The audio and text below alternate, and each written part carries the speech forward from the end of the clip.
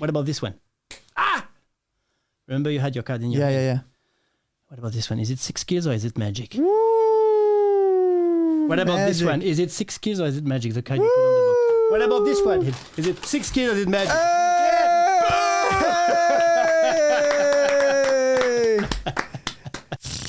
Good to have you on, JP. Now, how do I say your full name? Say it one time. So Even myself, I can't say it. Jean-Philippe. Jean-Philippe. Janin. Janin. Janin. Janin. You say it French, but Janin. Right. People would say. Right. Like Jean. So bring it closer. Bring the mic a little closer. Jean-Philippe Yeah, Janin. And you sit up. Janin, but Gotcha. Sit up, and you can bring it back as well. If you want to sit back, just bring the mic with you. Oh yeah. I might have to say that a few times, but that's okay. We'll get used to it. Woo! Yeah, man. So just for people that are tuning in, Yeah. I would describe you as a magician and flow artist. But what would you describe yourself? Well, I would describe myself as you said it, an entertainer. Someone who entertain people using, magic, circus arts, flow arts, comedy, music, a bit of everything. And in this case, French wine. And French wine today. Hey. Yeah. Woo! Cheers, mate. Cheers. Santé. Santé. Cheers. Santé to What is that? to those who are watching us. Okay. Santé, we say santé. Oh, santé, okay. Yeah. We say noroc Noroc. in Romanian. Oh, it's good. So tell me about wine. I don't know. I don't know anything about wine. So what What do you want to know? what is Well, this one is a Bordeaux.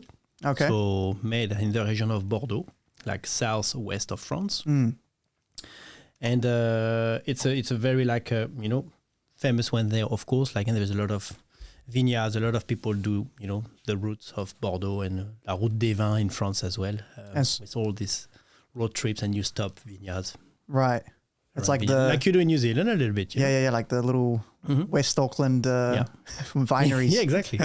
So the different regions have different tastes, like specific types. Well, there is some region like Provence is more like, would say, rosé wine. Northeast of France, Alsace wine would be more like white wine with, all this Gewürztraminer, Riesling wine, sweet wine. Côte du Rhône as well. It's more like in the region of Lyon. All those wines, same, so a bit like a bit lighter than not as heavy as a Bordeaux, for example. So I would compare this more with a Pinot Noir for New Zealand, and let's take a Syrah, for a Bordeaux. It's quite big body. I mean, the thing is, like, you're throwing out Pinot Noir and all this stuff, and I'm like, yeah, I've heard the names, but I don't know what the hell the difference is. Yeah, well, the name of the grape actually. There's okay. a different name of grapes. With Syrah is of course the name of grape. And they all have this, of course, depending on the region, they all have this different taste. Right. Strong or, Yeah, my granddad actually had, in Romania, a lot of people make their own alcohol. First of all, we make this thing called țuică, which is a very, very strong, between 40 and 70%, who knows who's making it, plum vodka, like made from plums. That would be good, actually. It's just fucking death. It's just petrol. You have some? No, unfortunately. Come on. No, I don't have it here. In Romania when I go. Next time, okay. So my grandparents had those, but they never made it. My granddad always made wine. That was his thing. And we had grapes so we had like this old house with like a driveway, and across the whole driveway, just grapes, And like every year he'd make a batch, and he would make... And party. Yeah, no, well, he was officially not drinking, but he would go into downstairs and, suck on the tubes. But so what he would do is he would have like layers. So he'd do the first run of the thing, and that would be like the quality stuff. Okay. And store that and let it age. And then he'd do another run of it of the same material. And that was like watered down kind of shitty wine. And he would sell it to the alcoholics in the neighborhood. And he would keep the good one for you. Yeah. So when I went back, I had just turned 18. Okay. And I went back there, and both my grandparents were still alive at the time. And I was like, "Oh, come on, man, let me try some of your wine. What's happening, And again, I know nothing about wine, so he just, Well, you don't need to know anything. Just drink it. Yeah. Just drink it, enjoy it. Yeah, but he gave me a bottle of the good shit apparently, right? And I pour myself a glass, and I'm just playing video games, drinking this wine. Night. and I got so fucked up from one wine. I don't know, like he must have been higher percentage than the usual standards. I don't know. Probably. Yeah. Because I was pretty fucked. And even my grandma was laughing at me because I was just like, oh, wow. Yeah, so it was a good time, you know. But that's my memory, my sort of relationship with it. You know, I don't drink it very much, but yeah, I have some funny memories with my grandparents and stuff. That's good. Yeah. It's all about memories. Yeah. As you know. 100%. So, man, one of the things that... Let's drink. Stop talking. Let's drink. Yeah. this is going to be this is going downhill very fast. We're not going to talk much, actually. Amy. She's drinking too. Don't worry about it. She's enjoying it. So, you were asking me, like, what the hell we're going to talk about. And it's very I was a bit very stressed because I saw with Dev, you know, I saw Dev podcast with you last night, and I was like, oh my God, those guys, they speak so well. They use all those words I don't even, no. Yeah. I didn't even know those words exist, you know. And they were using it like this, and you were talking about the parallel going like that. I was like, what the fuck, they're saying these guys, and I'm going there tomorrow, oh my God. What am I gonna say? No, it's funny because we were actually like, all right, we had 3 serious well, Ivan's one was not so serious because he's my friend and we're fucking around, but that went serious after a while. We said, you know what? Fuck, we need something to break the you know, break the chain, the flow. Yeah. I'm very like, I like deep discussions. I like funny shit. Yeah. I'm very. You can do both. But for me, like, I like everything. I'm very much. I like to switch between things. I never like doing one thing. Yeah. And so even with the podcast, what happened with my YouTube is I got forced into this niche of doing reactions. Yeah. After a while, I got so bored, you know. Yeah. And so I wanted to do something that's like I can do anything, and people still watch. Yeah. And so this is the idea, you know. That's the whole point. So we do whatever the fuck. So what I was, man, this is really gonna go downhill. What I was interested in. Okay. Last time we talked, I was at your house. And you got me way too drunk again. Oh, it was fun, with the barbecue. Yeah. It was a bit of an improvisation, like a barbecue. Yeah, you're like, come over, you know, fed us halloumi and like all the stuff. And I was like, oh shit. Yeah, it was cool. Yeah, you didn't know about the halloumi, right? Yeah, I've had it since. It was so good. We do halloumi on the barbecue. Yeah, it was so good. So you told me that in France, you were... I don't know how. What did I say? No. Was I drunk? Well, you said you were a clown, right? I don't know what the term is like. Yeah. But then you came here, and these. Well, I was a clown too. These uncultured swines. Every Kiwi right now is like, "What did he say? Fuck it." But no, listen. All right. Here, magic. They just think kid's magician.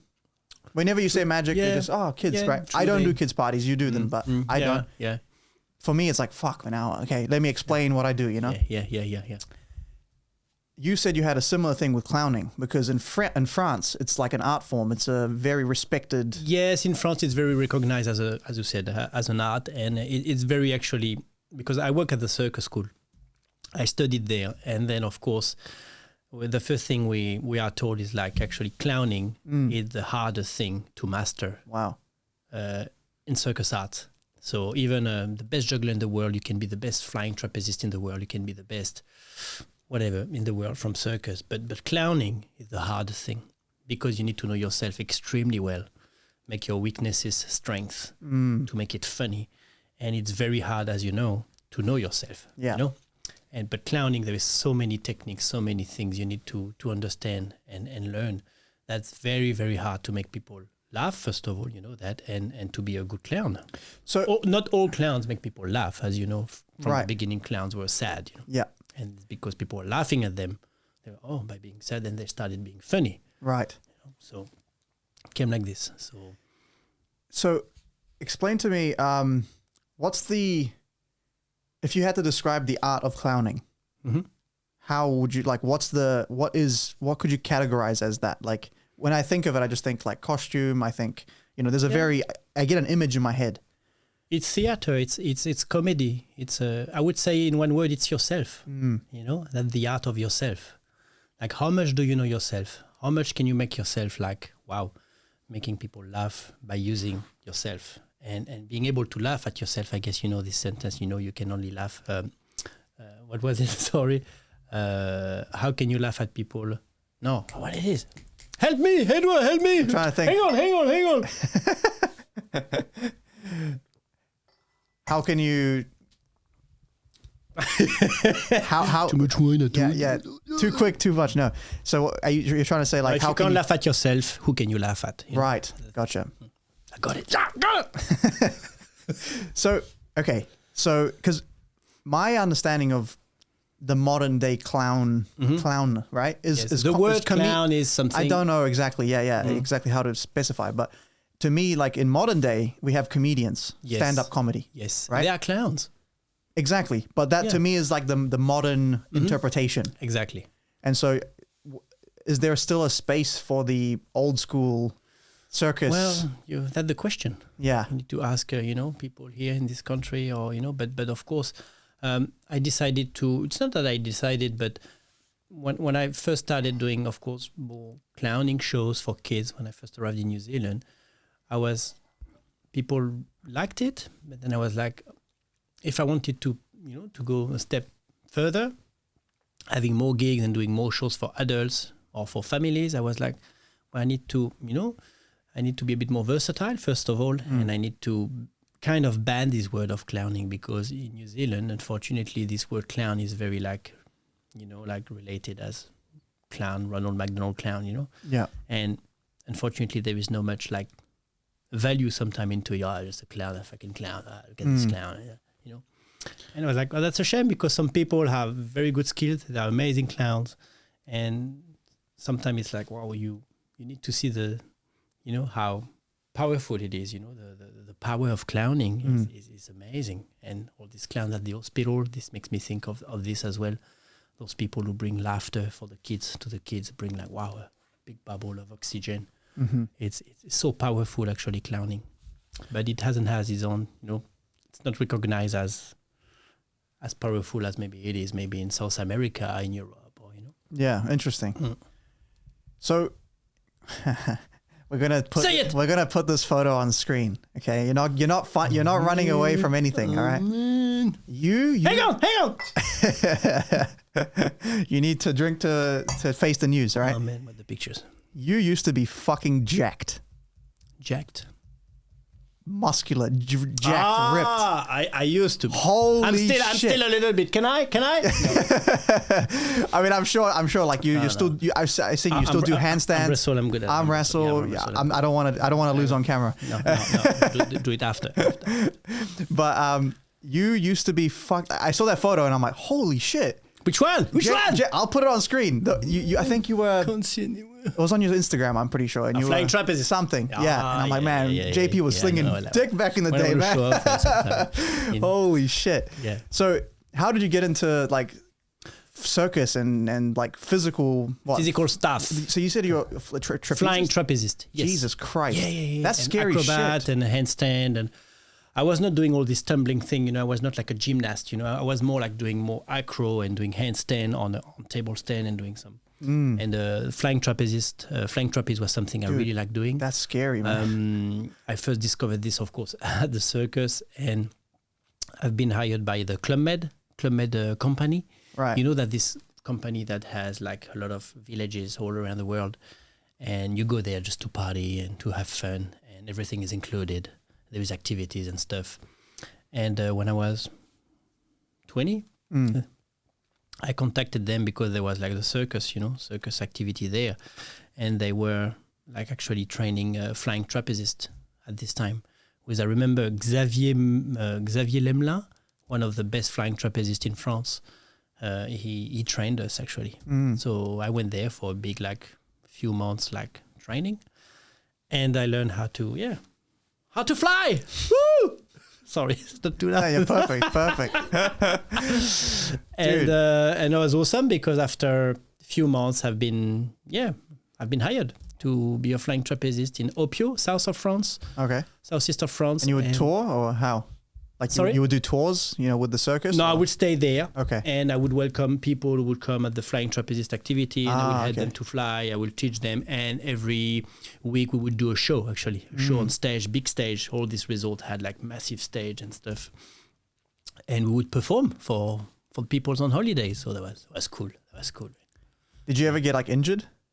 The back, yeah, the back, because of the net, you know. Yeah. You could think like, oh, it's a net. There is a net. It's fine. They're safe. But actually, no. You can actually even kill yourself in the net if you fall like in the wrong way.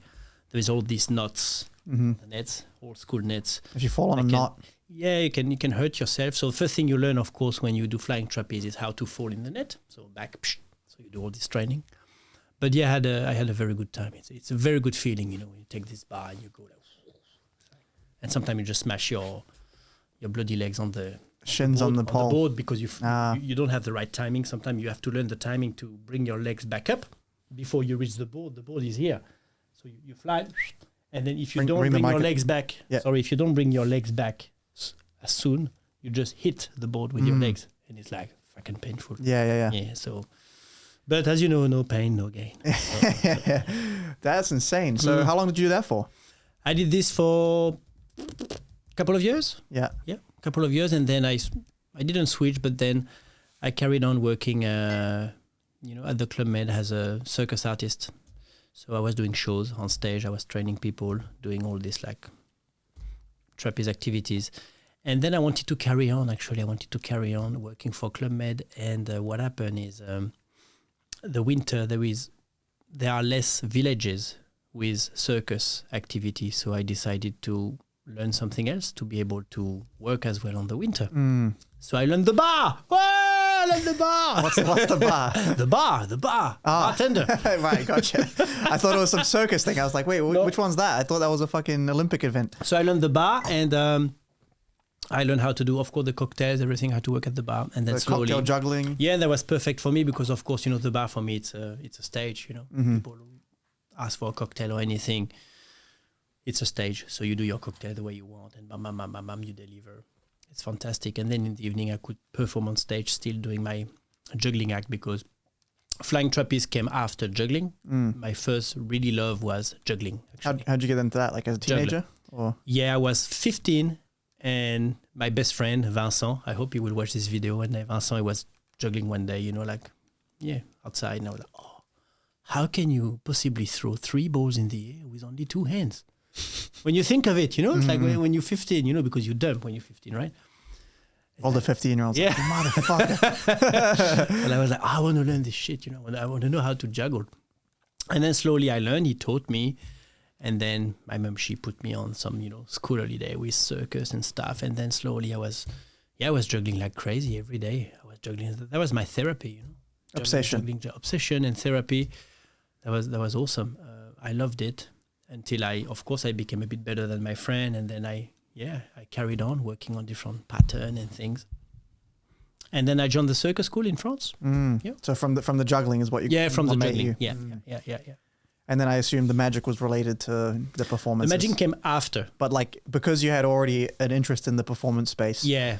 Then and you I were think like, what magic else and circus, they are, it's like mom and dad. Yeah. I mean, the origins of, Vaudeville and stuff, it was all circus and magic and yeah. Vaudeville and stuff. But then for me, it goes together, magic and circus. Some people would argue that, but I like to put it together. And in my show, I think there was a lack of magic, at some stage. I was doing a lot of circus stuff, still a bit of comedy, but then I was like, what if I would add some magic into that? That would be amazing. So that would bring the show a bit more balanced. And it's what I like doing in the show, actually. It's like jumping from juggling to flow art, comedy, something stupid, magic, amazing, Yeah. So the show is very like, wow, you don't know what's going to happen. And I like this. So, then I learned magic, slowly, like 15 years ago. It's funny. One time I was telling you that I wanted to do a show, to put together a show. And the advice that I got from you, and it stuck to me. You said, use every single skill you have in everything. Like if you figure out a way to introduce your martial arts, figure out your way to do anything that you're good at, introduce it to the show. And I was like, oh yeah, that's interesting. Cause you're right. Like I have so many skills that I never, I have them, but I've never used. And I've really taken that. And this is actually, I want to show you a trick that sort of go for it. Sort of has something to do with that. So we'll play with it. Yeah, sure. Now, I don't know if yeah, cool. All right, here we go. It's chilly in here. All right. There's a card on your sleeve. Let me just. Yeah, no. Classic JP. All right. So this one's kind of a. I've done this in my close-up for a long time, but I wonder if I came up with this combination after your advice or before. I don't remember, but it could have been because of your advice. I don't recall. Say it's because of your advice. Okay, so yeah, exactly. So take out a card. Yeah, you can take it like yep. Show it to the camera, nice and big. And actually, you know what? We'll do this. To the one behind you, just so it's sweet. And actually, if you can, this is a new suit, so it's hard to grab stuff. Oh, floating. Can you sign your name on the front? It's a shame. It's a good. It's okay. No worries. Okay. Yeah. Okay. So I'm gonna try this. Take that back. Yep. Cool. I'll take the card. So if you put your hands, actually, we'll do this. I'll put it inside like this, and the idea is I'm gonna try to steal it. Okay. See if I can get the. Okay, yeah, so put like one on top, one on bottom. Yeah. And we'll actually make this a little bit harder. We'll make this, I'll do a little bet, okay? So if I get this wrong, I'll give you what's in my wallet, okay? Now, here, you take the deck. There's nothing. Yeah, like this, and just keep it tight. So the idea is like, it's much harder to do magic in your hands than it is in my hands, right? Because in your hands, I have no control over any of the cards. I could show you how I can control cards in my hands in the deck all day long, right? So I'm going to try to go inside the hands, pull out one card. Okay. Now don't open your hands until I finish, because as magicians, sometimes we need a plan B. Okay. But we'll try this. Hey! Sorry. All right. Bring your hands a little bit forward more, just so I can. All right. Keep your hands closed. You did sign it, right? Yeah. I did see the card, but. Yeah. Okay, that's not it. Okay, wait. Plan B. Like this. It's very cool. That's very cool. Look at that. Not as good as your stuff. I need to learn this. It's too cool. Yeah. Not as good as your flow arts. No, it's amazing. Don't say that. You are insane, Ed. You are insane. You're sick. Look at this shit. Open your hands, JP. Oh, man. That's cool. That's very cool. But where is the card? Yeah, so I did say I'd give you what's in my wallet, and I want to stick to that statement. I want to be true to myself and to you. So inside my wallet, I don't have money, unfortunately. No. Romanian bill. No, it's just a receipt. Oh, sorry. Inside where I keep my ID, you notice there's a card, right? Yeah. You want to take a look at that? Come on. Come on. Hey, there it is. Yeah. Yeah, but very cool. Thank you. I like this. Yeah, so. This presentation. It's all about presentation, as you know. Yeah. It's beautiful. So it's my way of doing what you. I think it was after your advice, to be honest. Honestly. Very nice. Yes, say it. Yeah, I think it's I'm from pretty my sure. advice. Yeah. I think so. Yes. I think so. Yeah. Hallelujah. No, that's very cool. I like it. Nice. Yeah, man. This is nice one. You never did a contact? Thank you. Contact? No, I don't actually. Contact with the Boo Gang, actually, with this like S-shape. I've seen you do those all day long. You can do a bit of contact with. And, isolating corners. I like isolating and create illusion. But this thing, sometimes I'm like, and that's my problem. I think, we all have strength. We always talk about, my strength. But my weaknesses, I think I know which one are they. Some of them. I think my biggest weakness is like I like a lot of things, but sometimes it doesn't serve me because it cuts my discipline sometimes, Like, I like playing guitar. I like flow art. I like juggling. I like magic. I like a lot of things. And sometimes, I know that the best to say this, like you need to master one thing very well before jumping to maybe to something else, you know. But I like to mix everything, and sometimes I can, once I know how to do one thing, okay, I skip, okay, juggling now, okay, juggling, and then magic, okay, and then flow art, and sometimes I need to be more disciplined. Okay, I stick to this for 6 months. I'm gonna work hard on that, boom, until it's very, very good, you know. But I can't. I'm always distracted. Yeah, I mean, I'm the same. I'm 100% the same. Yeah, it's very difficult, especially because for me, magic for the longest time was just fun. Mm-hmm.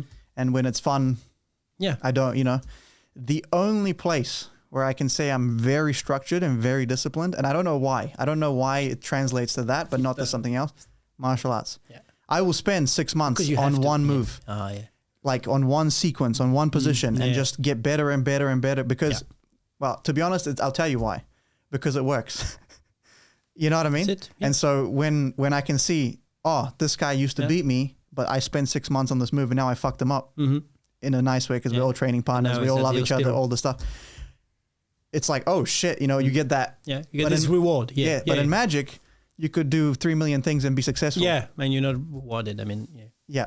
Sometimes you go back to your basic things. Yeah. Sometimes you learn so much stuff in magic, you know, like you're happy to learn a new skill and stuff. And then when you're like in representation, you have a show, magic close-up, cocktail party and stuff.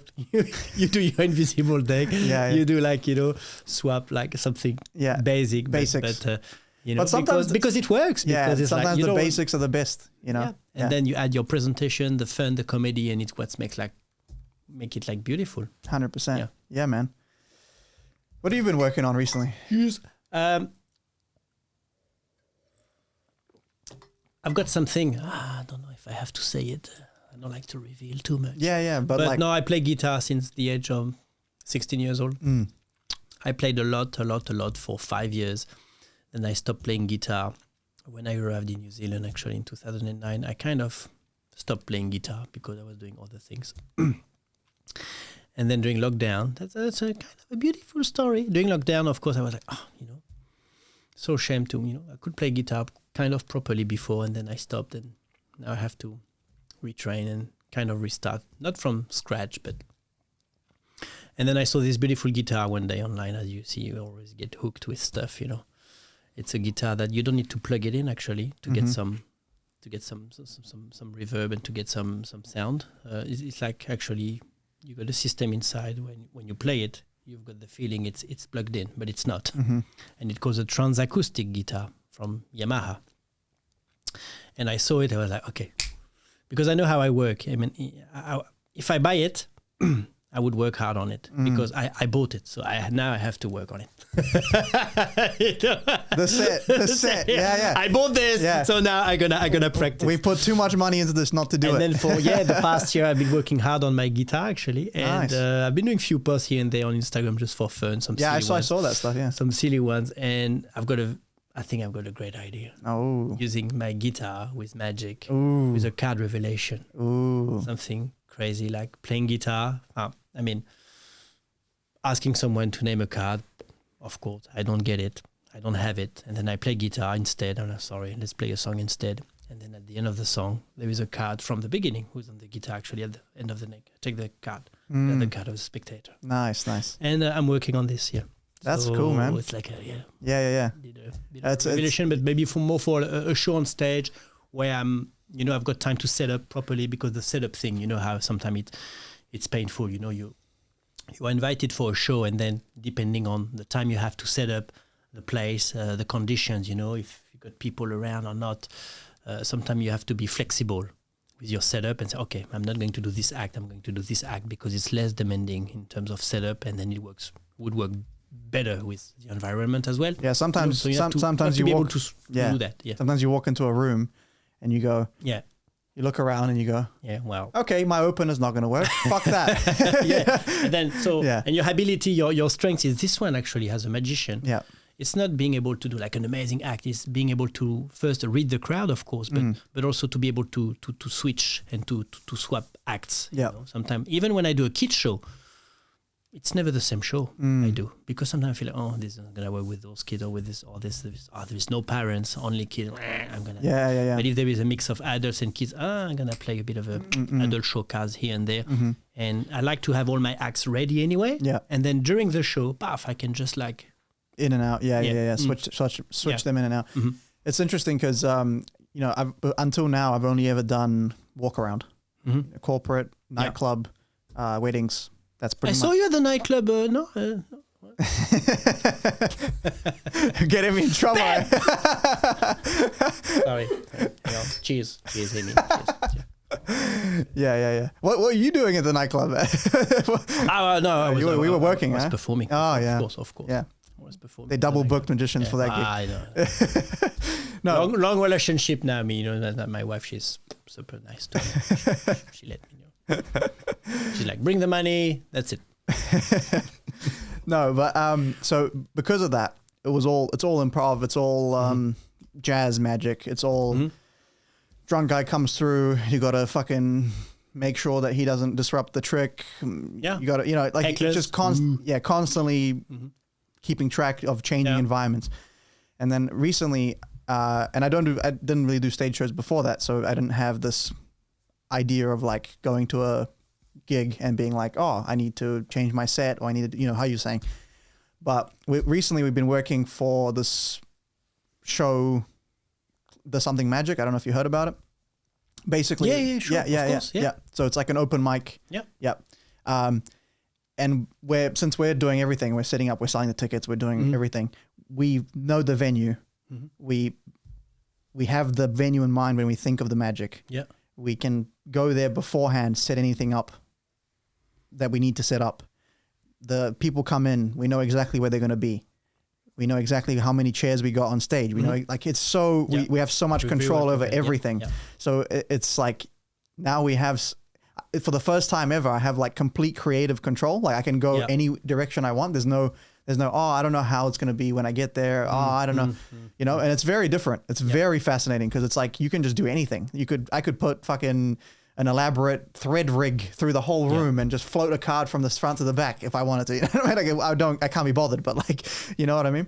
So it's really fascinating. Like just how much restraint you have over what kind of gigs you're doing as well. You know, that's why some guy like Dynamo, when he rocks up for a $300,000 gig. I think I heard something like this. Like his minimum rate is £60,000, I think. Yeah, some shit, and that's like mate rates. Yeah. But he comes with the whole crew and a fucking truck and everything, and he just pretends to be by himself. But really, we all know what's happening. But yeah, so it's interesting to see that now that I'm starting to do it as well. Yeah, that this community from Dev who created it. Yeah. Yeah, it's been fun, man. Need to go there one day. Yeah. Fuck yeah, I'll have it. We'll get you in sometime. Yeah. It's really fun. The coolest part is that we do rehearsals, and it's not for like, we're not really making money on this. Like it's not but we come in, we say, okay, we want an experimental piece of material. We all come in with some crazy wacky idea. We perform it for each other, and we all go, this part sucks, cut it out. This part was fucking amazing, keep that. You should see if you could do this. You see if you could that. We all have ideas, and we all just throw it in the pot. Yeah. And then we go again. We go away, come back, rehearsal number 2. Everything's more polished. Yeah. And now we just fine tune, and we all giving criticism and feedback. Yeah, that's the most important thing. Third rehearsal, fourth rehearsal. By the fourth one, we're sorted. We all have our material perfect, and we just very, very fine tune. And then we go and do the show. And it's like that. The process is better than the show itself. You know what I mean? Like exactly. It's fucking amazing. Yeah. So. France 1, Romania 0. What do you guys sport? Do you watch any sport? Tennis. I am a tennis freak. Tennis. Do you play tennis? I play tennis, and I coach sometimes. Hey. Yep. Sometime in Mission Bay. Yeah. Where's Mission Bay? Yeah. You played like a competitive or just? Yeah, I played some interclub in New Zealand. Not much anymore now because, of course, my weekends are quite busy performing. And unless playing tennis pays me well, but it doesn't. Tennis is such a rich sport, man. Like, I played tennis since I was a kid, 12 years old, with my brother on the street, I remember. Yeah. And then I really liked it. I like this feeling, and I'm following all the pretty much all the big tournaments first of all, and my club, Mission Bay Tennis Club, is like club of my heart, you know. Yeah. I've been there for since actually I made my first friends were from there, you know, because I arrived in New Zealand in 2009. I didn't know anyone, and I was like, because I play tennis, I was like, well, let's join tennis club because it's where you meet people and can start, you know, go to social places and things. And the main how do you say, the slogan of Mission Bay is tennis is optional. Because they party all the time. Right. So it's I think it's an amazing tennis club where we organize often, you know, parties and get together, and of course that's amazing. I mean, the first year of Inter Club in New Zealand, I need to say it, I was really amazed how relaxed and funny it was, because they put me in a team and I was with this guy called Wayne, another guy called Matt, and in France, when you play competition, it's very strict, very serious. You know, all the parents putting pressure on their kids. Oh, you have to win. There is a coach and everything. The parents drive me nuts. Yeah. Parents, I was like, and that's why I didn't like too much tennis in France, because it was very serious, very like, wow. But when I arrived in New Zealand, I was like, really? So I was playing competition, interclub. And my captain, he came with the bloody cooler full of woodies and beers and stuff.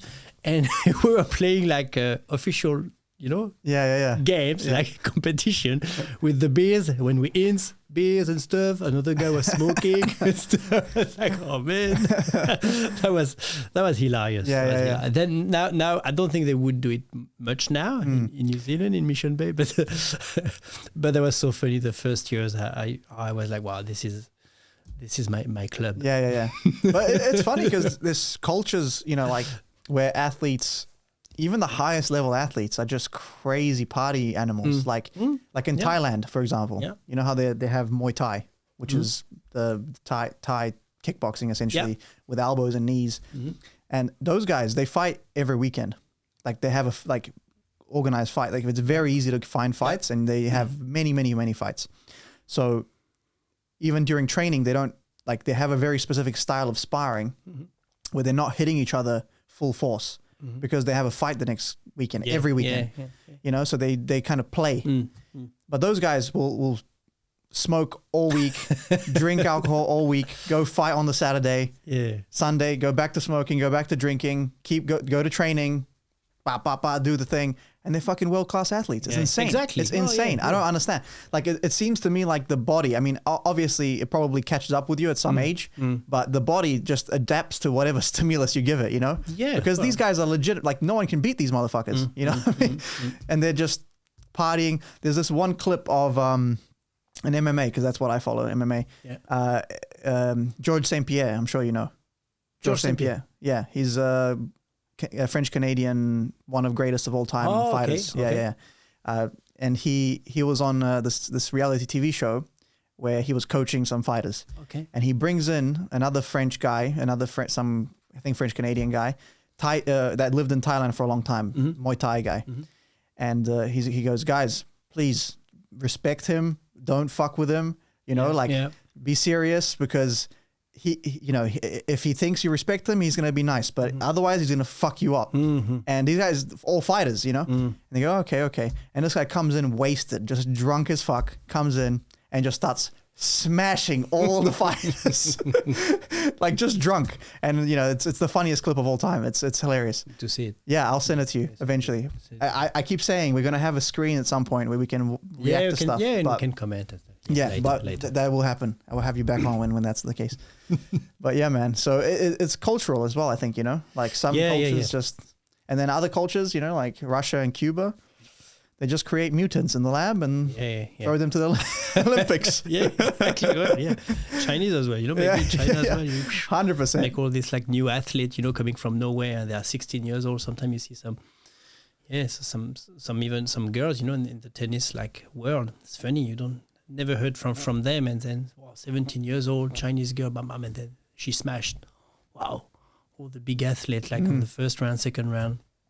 Well, then after the lack of experience, of course, like then they got kicked out. But wow. Yeah. Have you seen the documentary Icarus? Yes. Yeah, I did. Loved it. fucking I loved insane. it. Yeah, my friend Anton recommended me to watch it.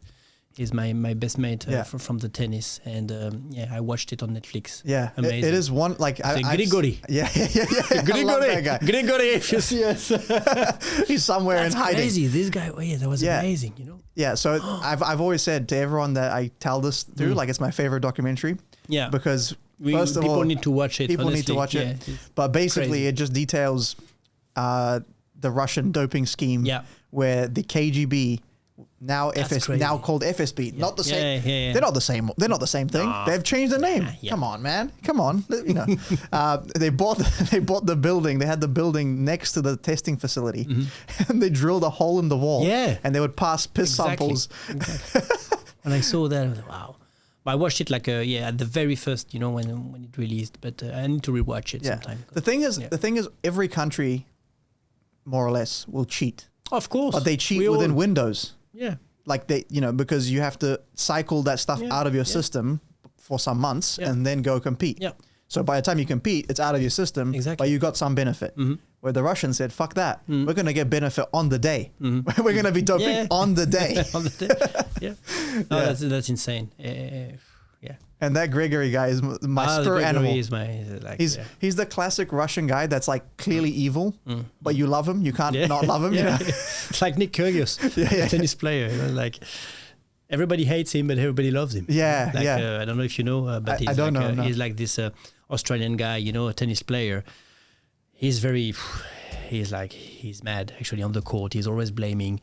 Either the umpire, there's always something wrong. Yeah. It's never his fault. He's always, and then he talks a lot, and he gets in people's in the opponent mind all the time to make him just like blow up, and then he wins the game. Yeah. And but some people, of course, say like, he's a dick, he's annoying, but then he's bloody talented at the same time as well, Yeah. And it's hard to, and he doesn't care. That's the main thing. He doesn't care. Nick Kyrgios doesn't care what people say when he come at the at the interview at the end of the match, when normally every players are like this, tennis players and super, and he comes, he's got his food, he's got his beer. He doesn't give a shit. Well, that's a genuine marketing strategy nowadays. Also, yeah, because people they'll pay to see you lose. Exactly. Yeah. And it's what he says as well. When you know what. When I play, the stadium is full. Yeah. Because something's going to happen. Yeah. On during the match. He's going to do some shit. He's going to throw rackets. He's going to, Most people don't. So most people, they don't care about the sport. They care about the drama that the sport provides, right? Yeah, they want to see a show. Yeah, 100%. Because I mean, I'm sure it's the same with tennis, right? But like, if you play at a certain high level, you can see the intricacies, you can see the strategy, you can see he's placing the ball somewhere, top spin, left, whatever the I'm assuming. I don't know anything about tennis. Yeah, good one. Top spin, good one. Yeah, there we go.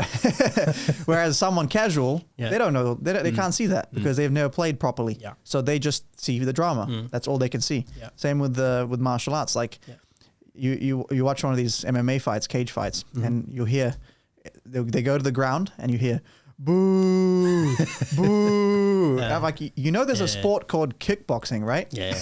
They don't go to the ground ever. Go watch that. Yeah. Like, if you don't like this part, go watch that. Like, it makes no sense. You paid tickets to come to see it, but they just don't understand what's happening. They don't understand what's going on. So of course they're bored, Yeah, so it makes sense. Yeah. That's cool, man. Let me show you another trick. So my subscribers, one of them must be a degenerate gambler. Must be. He sent me this deck of cards, and this is true. He sent me this in the mail. And you see,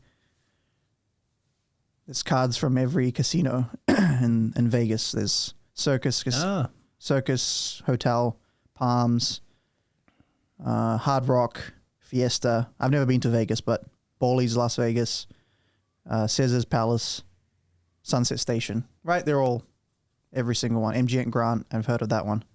Yep. Yeah, you can see that.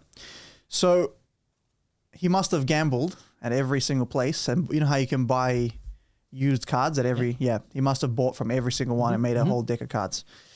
So here's what I'm going to try to do. Okay, I'm going to use this as a way to make a prediction. Okay. So I'm going to say it's 1, and That's 2. Okay. Take the deck in your hand, and just like on the edge of the is the edge on camera. Just a thumbs up. Yeah, nice. Just deal one by one from the top. Yep. Just deal cards and stop whenever you want. Happy? Yeah. Cool. We will do that and just put the rest on top. Cool. Pick it up again. Do the same thing. And whenever you feel like you want to stop, don't let me influence you. This has to be your decision. You are influencing me. Has to be your gambler's yeah, but sense. I can feel in my body you're influencing me. I can feel something. I don't know. Yeah. Can't explain. Must be something. All right, whenever you want. Yeah, cool. Ah, Paris. Look. Hey, ooh. It must be. It must be. All right, so put it on top. All right, yeah. So you dealt, you stopped. Yep. We put some cards down as kind of placeholders, right?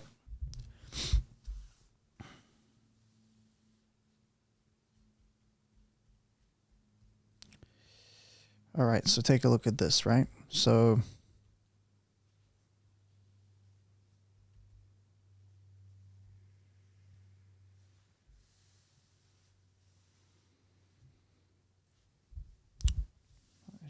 probably pull them back so they're on camera. The card next to that is also a 6. Mm-hmm. The card next to that is also a jack. Nice. Now, you could have stopped anywhere in the pack. Sure. But what's even more interesting is the guy didn't make a full deck when he made these cards. He didn't make a full deck of cards from ace to king, 2, 3, 4, 5, 6, 7. What he did is he got these red cards, but every other card in the deck is actually black. Ah, nice. Yeah, joli. So you couldn't have stopped anywhere else, actually. Yeah. Thank you very much. Très beau. Yeah, no, it's just, honestly, I remembered about this Green Lennart? this deck. I don't know. Stolen from Green Lennart? Probably, yeah. I haven't... Because I have it, but with a different, nice. different presentation talking about coincidences. Yeah. I've done it a bunch of different ways, but this was genuinely sent to me by a subscriber. So I said, okay, we'll build that. Lovely one. Yeah, I like that one. I just saw it on the shelf before you came, and I was like, eh. Yeah, take it. Yeah, yeah. Yeah, man. So, well, any magic to show me? A bit dry. Yeah, I've got a few things here. Do you wanna? Yeah, sure. You're complaining. It's your wine. I mean, No, it's not mine. If give it to you. It's yours. Go. Don't put it on the table. You right, Amy? Yeah. Stop. Oh my God! He served a vase of wine. This is a vase. I mean, you're French, so. Amy, look. Oh, come on. Okay, wait up. I'm gonna try this. This is a good one. I'm gonna do this. Hopefully I can do this one.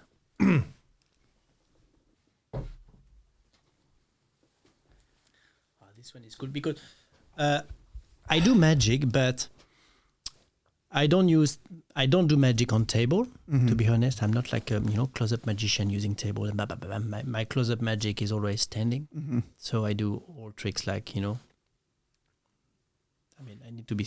Yeah, I need to stand. Actually, I can, but I don't do many tricks. Sit down. So tonight I've got this one, who's very nice, but needs to be sit down. So let's do it. Think of something. Right, a card or just in general? Something. An object. Object. Okay. An object. 3, 2, 1. I got it. This one. Is it Rubik's cube? Did you? Yeah, you did. He was thinking of a Rubik's cube. Yes, let's say that. This is the world best-selling toy. You know that. Yeah?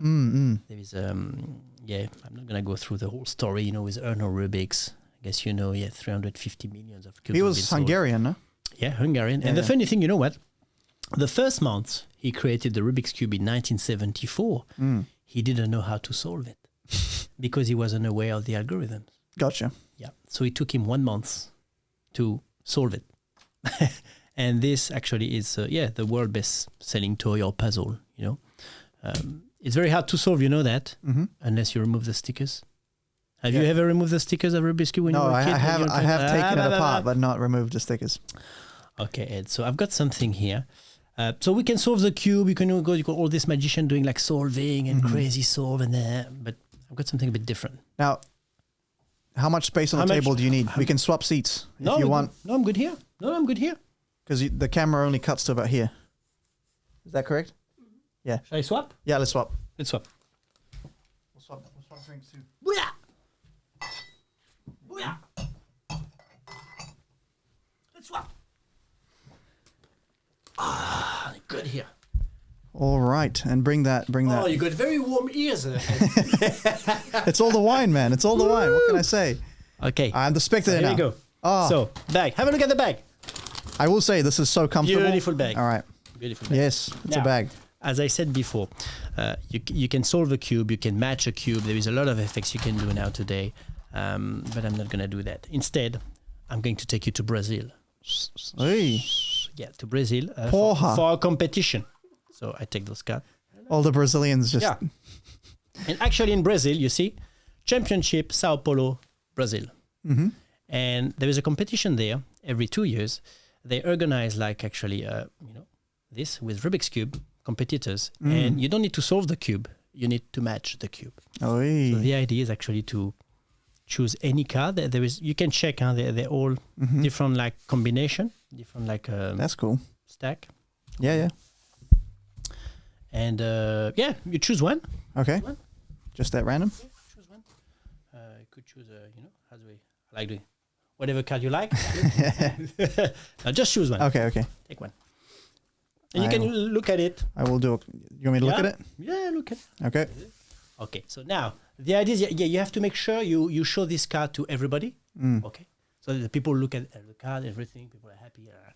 Okay, and the idea is to match.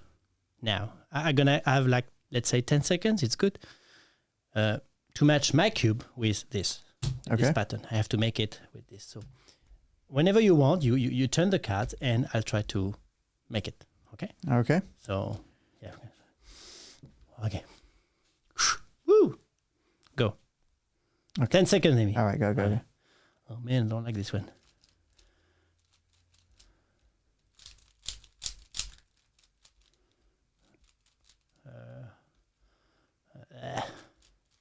How many seconds we are now? Are we good? 10? 10? Okay. Okay.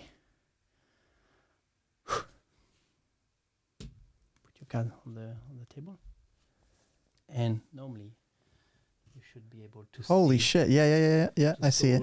I don't know. Can we see properly? Yeah. Or, this cube should match, hopefully, the card, So is it 6 skills or magic? What would you say? 6 skills or magic? I would say, because I solved this shit before. Yeah. That's pretty fucking cool, man. That's magical. 6 skills or magic? I will say. What would you say? We'll put this one in remember the bag, huh? All right, it's 6 skills, but it's magical. 6 skills? Magical 6 skills. 6 skills. Okay. 6 skills. 6 skills. Say, actually. You take this one here, you put it, let's say here. No, leave it sorry. Leave it here. Just the camera. Yeah. Gotcha. Yes. Now, 6 skills. Okay, I agree with you. So you don't believe in magic on this one. It's 6 skills. Yes. Okay. Very now, sick. What about this one? Remember you had your card in your hand? Yeah. What about this one? Is it 6 skills or is it magic? Woo,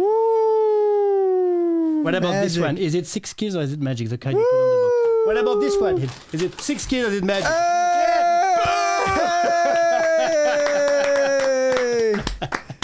Very good. Oh, I love it. But yeah, need a table for this. Yeah, nice. Fuck yeah, man. Yeah, everything. I'm happy with that one. Everything is solved at the end. I didn't mean to fuck you up. I literally was trying to get the cards on camera. It's okay, that's fine. Fuck You yeah, see man. the reflex? Give me that. Too many hecklers. Oh, dude, that's and awesome. I like it because then you give it to the spectator. The card, the thing, Now they that's can a look at strong everything. one, man. I like that one. Yeah. Because, very strong. wow, people had the card in their hands. It's mixed up. The cube, you could see, like, of course, it was matched. All right, so now it's a good one. Yeah. now take one. This one. Let me read your mind. Yeah. No. That's very good. Very good. I like that one, man. That's fucking cool. Yeah. But I've seen you do some stuff with cubes, but this one's nice. Yeah, I don't really do it often. Nice. Actually, I've got I'm going to reveal because I lied to you, actually, Ed. I said to you that I was late. Actually, I was late, but for a reason. I was blaming my wife, and I regret Forgive me. It's not because of my wife. It's because I was doing something, and I had this idea, kind of last minute idea. I was like, "Fuck! I need to do it for Ed. I need to do this thing." And when I had this idea in mind, it was like 5 p.m. 5:50. I was like, "Fuck! It takes some time." But anyway, can I go? Yeah, back? yeah. No, stay here. Okay, we'll do. Oh, you're good. Sorry. You just plug it back in there. Plug You're it good. back in there. Perfect. Sorry. No worries. I leave it here. Yeah. Again, my bag. It's here. It's here. Yeah. Another bag.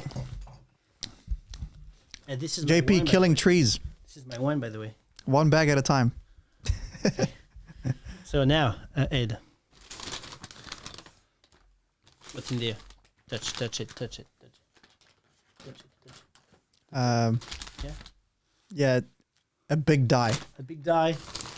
Yeah, all right. Yeah, all right. another Rubik's Cube. So there is a mixed up one. Mm-hmm. Okay. Mm-hmm. And I'm going to give you a present. And there is, in this bag, same bag right here, you can grab it, a solved one. Gotcha. Okay.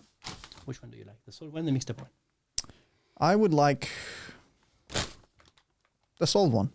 Okay, you want this one? Yeah. Okay. You want me to grab it? Yeah, you can. Yeah, sweet. So we leave with the mixed up one. Now. Put that a little closer. Sorry, with Nice. your mind now. Yeah. Ed, I need your help with your mind. Okay, Gotcha. with your mind. I would like to give you a gift tonight, Mm-hmm. but I want to give you just a Rubik's Cube. It's boring. I need to do something a bit better than that because I think you're worth it. Thank you. Appreciate it. I think so. Now, Ed, with your mind, do you think you can solve this cube? First of all, With my mind. With your mind, yeah. I think, man, you have to make it. I mean, I can YouTube, solve it in my mind. Yeah, I don't think I can solve but it. you have to solve it in your mind, and then you transfer your mind.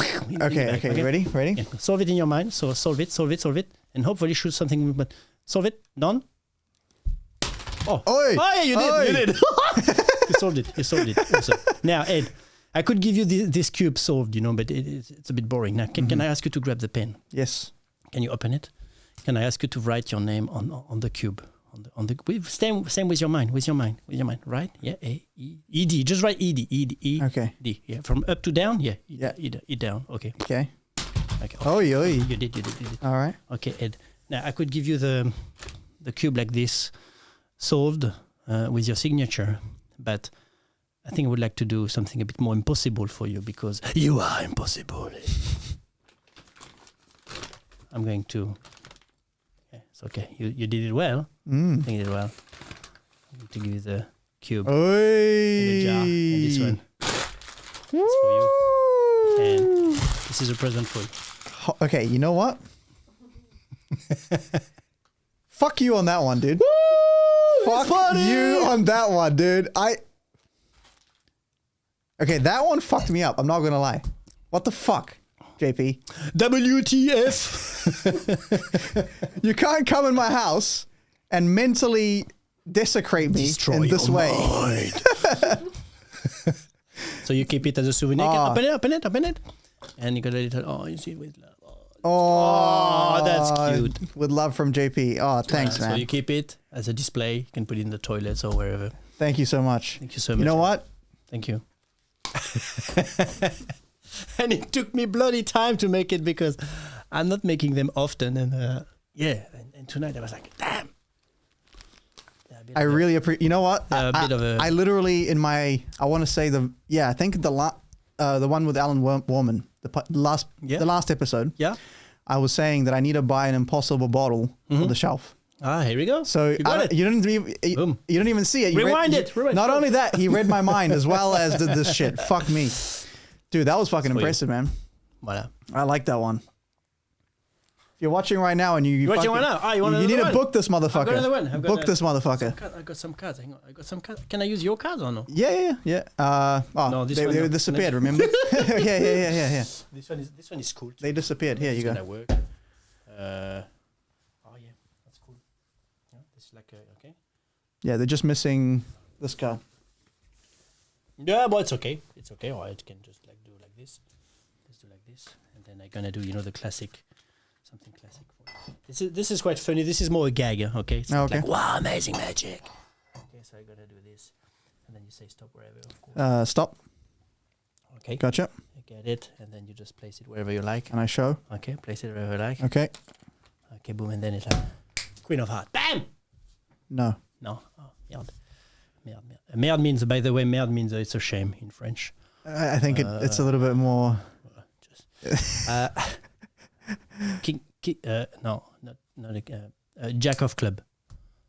No. Ah, merde. Double merde. The Ace of Spades. No. Because the Ace of Spades. You know that the Ace of... I guess you know that 25% of people would say the Ace of Spades. Yeah. It's pretty common. Yeah. And Queen of Hearts, King of Hearts, and Ace of Hearts is like 13, 12%. Really? Yeah. So these 4 cards represent 50% of what people normally would choose, actually. But no, well, I mean, that's it. Screw that. Haven't done it. Let's do something else instead. So, you know, that's important when you fail. You need to jump on something. What was your card, by the way? King of Spades. King of Spades. So let's do a head and tail instead. The face. How do you say head and tail? Head and tails, yeah. Head? Yeah, head. Or tail? What would you say? I'll take tails. Oh, tail. Oh, wow, it's not bad. No, the first training. Head or tail. 3, 2, 1. Head or tail? Tails. Tails? Yeah. No, that's head. Her name is Jessica. She's quite hot. I don't know what you think. She's so hot, like she likes to put things inside her. Okay. And then when you push here, it's got something coming out of her. You see? She's cute, huh? And then, sorry, what was your card? King of Spades. King of Spades. And then, yeah. And this is Wow. King of Spades. King of Spades, ladies and gentlemen. From Jessica. From Jessica. JP's assistant. That's funny. I like gag, that. but it's, you know, it works well. Like when you're on stand up, you know, close-up magic. I like to fail a lot and then bounce back with something like, damn, actually. Yeah. No. Yeah, I like that concept too. I often, the way I use the failure often is to, the way I will use it often is to set up a sense of familiarity. Yeah. So if I, you might want to do like a sideways shot for this one, but if I show the 5 of diamonds and I go like this for me, and I put the 5 of diamonds, it's such a moment right now that they will 9 times out of 10 look at it. Right? So if I've switched it, which case I did, they will know. Okay. Yeah. So often what I'll do is I'll say, oh, okay, so here's what we'll do, right? 5 of diamonds. Okay. I'll put it in here, right? Now watch. Oh, yeah, nice. Yeah. But even if they don't look, I do something like, do you believe I switched? No. Check it out. And then it still hasn't switched. They still look gay. And then they look and then they go, oh, and then that relaxation, now I can switch and they won't check. Yeah, exactly. You know what I mean? So yeah, I often use that as like when I feel that their tension is high. Okay. Everything's up here. They all want to see it. And now you do anything and it's fine. Yeah, that's how I see it. Like it's the classic 2-card Monty feel. Yeah. But I do that in a lot of scenarios where I'll fail first. Kind of, you can take it as a joke. Yeah. And then the second time it works way better. Yeah. Yeah, that's what. But I like that. I like the failure. I like the failing thing. I like when people laugh. Oh, you fail, and then bam, and then you just like smash it on the second one. But that's kind of, I love that. That's kind of your clown thing as well, right? It's my style as well. I think I like doing. I don't like to be the one who always look at me, look what I can do, and what I like doing especially is to make people being magician.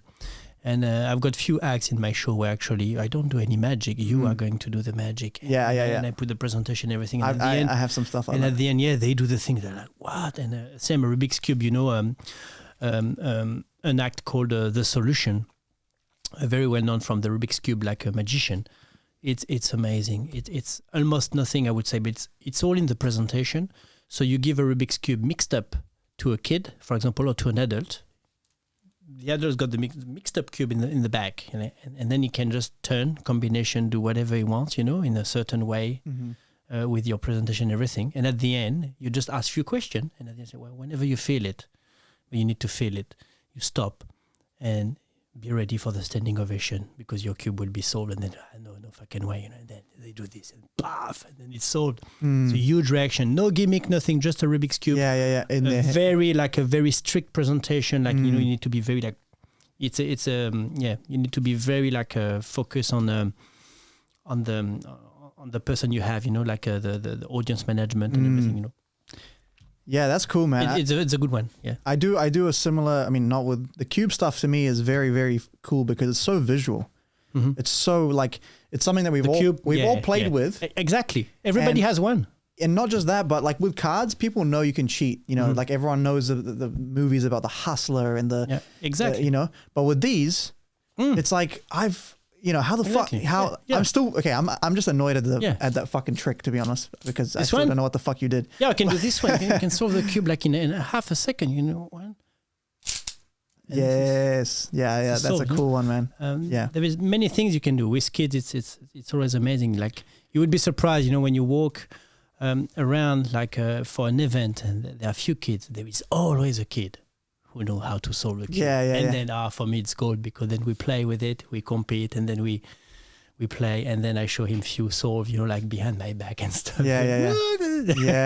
It's just like it's similar cool. When someone like I bring out cards and they name me a move. They go, double lift, or, you know, whatever. And I go, oh, okay, come here. And then I just start showing, and then they go, oh, fuck, because they know how good, like, they can tell how much more impressive the stuff is, you know, because oftentimes I will present it in a way, and I'll fool them with the same move. And they're like, what'd you do? Like, you remember what you told me at the start? It's the same fucking move, you know? Yeah. And some kids are just like amazing, because now of course, we didn't have that time, maybe you, but me at my time, you know, when I was 20, 15, YouTube, all of that, nothing, you know, and I was like, wow, now kids, 10 years old kid, they know invisible deck, they know all the stuff, they know some one-hand solve cube stuff. It's like, and to fool them, it's like, ooh. But then you go another way. Because my goal is never, I wouldn't say it's never to fool people, but if I can fool them, it's a bonus. Yeah. But the key for me is to entertain. It's for the person to have a good time. You know, we had a good time. And some people laughter. And they will remember me for their next event. You know? That's the main thing. And I don't care if I fool or not, or if I flash, or if I get, you know. Yeah. Some people also just enjoy magic differently too. You know, some people enjoy trying to figure it out. Yeah. And that's fair. Always. That's fair enough. I know you do. I know. Yeah. Me too. I know. Yeah. That's why I do this, because it's fun. You know, like literally last night. Okay, a friend of mine and me were here. Yeah. And we both had edible marijuana cookies, right? Woo! Do you have some here? Potentially. She's having some. Look.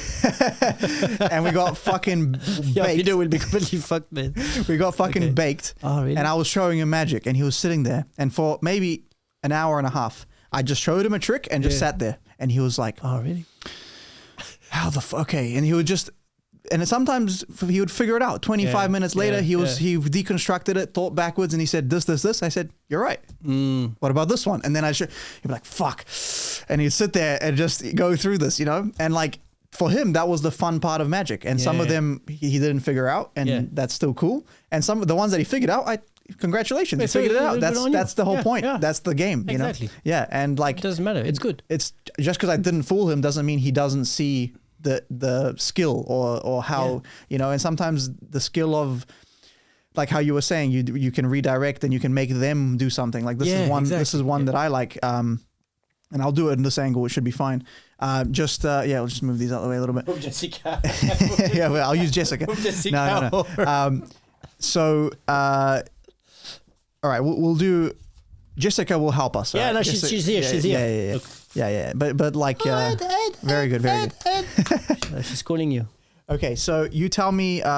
We need out of this deck right here. We need maybe 4. Like, say stop 4 times. 4 times is good. Okay, so just 4 times whenever you feel. Don't. Okay, 1. Yeah, 1. Keep going. 2. This one. Or, this one. Cool. Yeah. Keep going. 3. Which one? Here. This one. And this one. Okay, so with your, obviously you've seen this deck, you know they're all different, blah, blah, blah. With your left index finger, touch the back of a card for me. Hold it there. So like, here's the thing, right? If you had said stop anywhere else, okay, let's just put it in camera here so you can see, all different. Yeah. If you had touched this one, that would have been the King of Clubs. Yeah. Interesting coincidence, but... This one, Queen of Spades. We were talking about the queens and the clubs and the aces. 5 of clubs, obviously nothing. But you touched that one. Yes. And Jessica was watching the whole time. In fact, she was very attentively watching. Oh, man. Don't do that. Take a look. Oh, no, that's good. Yeah. Yeah. So that's, yeah. Loved it. Yeah. So that's my take on that sort of, and it's funny because that trick is what got me into magic.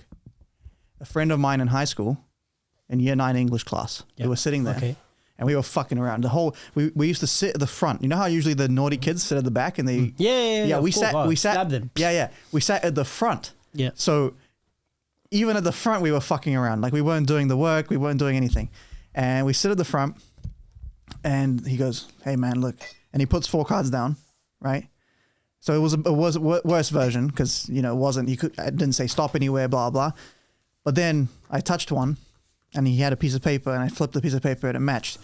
And I'm like, "What the fuck?"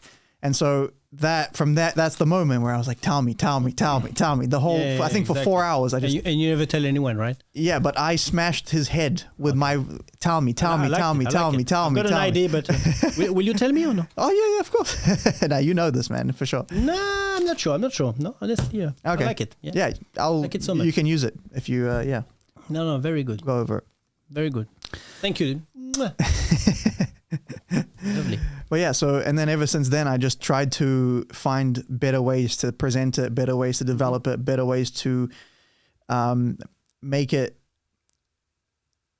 Let's just say, like, if you present it badly, the effect isn't as strong. Of course, it's all in the, yeah. So I've done this hundreds of times at gigs, and so it's like I have the script, I have everything. Can you do it standing, of course, in the hands of people, or can you? You can. I usually work nightclubs and stuff, and there will be a table somewhere. Oh, yeah. Or what I also do is I pull up a stool. I just take a stool from somewhere, put it in the middle of the group, and all of a sudden we have a table.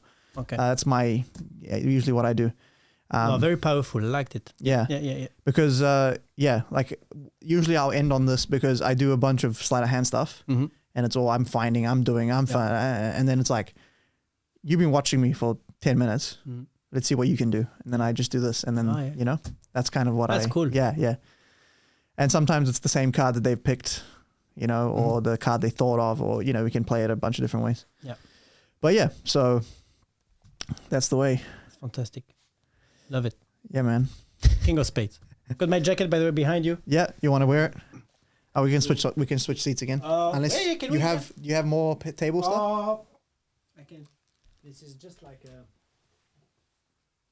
Go for it. Just a gag. All right, yeah, sweet. I'm enjoying this side. This is comfortable. I never get to be on this side. Yeah. Because of this. Very much enjoy it. Yeah, this side is. Yeah, no. Sometimes people are asking about my jacket, and of course you were asking about the tag. I love that, man. This put me in trouble a lot. Sometimes I'm like. Because sometimes I just forget I got it. Yeah. And I've got a gig and then I go out, between, I've got a break and I go out to eat something or whatever. And oh shit, yeah, true, I've got my tag in the bag. And some people from security, whatever, they stop me and then I'm like, oh man. But then you just do some magic. And then, it's so funny how, they get embarrassed for me, It's like, oh man, I think you got your tag. I'm like, oh really? Oh shit, oh man. Oh, no. I just stole it like from the shop. Shut up, don't say it. And and then, a little anecdote I like doing also this one. It's do you know the Nest of Wallets? Yeah, of course. Everybody has. I just borrow a ring from a lady. Yeah. That's a great effect. Yeah, I've got it here, but I'm not going to do it, of course. And then I've got my shoelace, everything, and then make the ring disappear. So the ring, the premise is, just for people listening, you borrow a ring, you make it vanish, and then you take out a wallet, you open it up. And then I'm like, oh, sorry, I hope you don't mind about your ring. And then the lady, oh, no, actually, I like it. I was like, okay. But actually, it's in my wallet. And then I get the wallet. Can you check the wallet? But the check's not there. And then inside the wallet, there is another wallet. And you check, paf, no, it's not there. A third one, paf. And then at the end, there is a little cloth, completely folded in 4, paf. And you just unfold it, the ring is there. Yeah. And but before that, there was a little thing I like to do that. Because I love this trick so much, but I find it a bit, at the end, it's like, okay, it's good ending, but it's a bit boring still. I like to add a bit of comedy. And before I give the ring, I'm like, sorry, it's vanished, it's gone. I I don't know how I can help you. Did you like it? And yeah, I like it.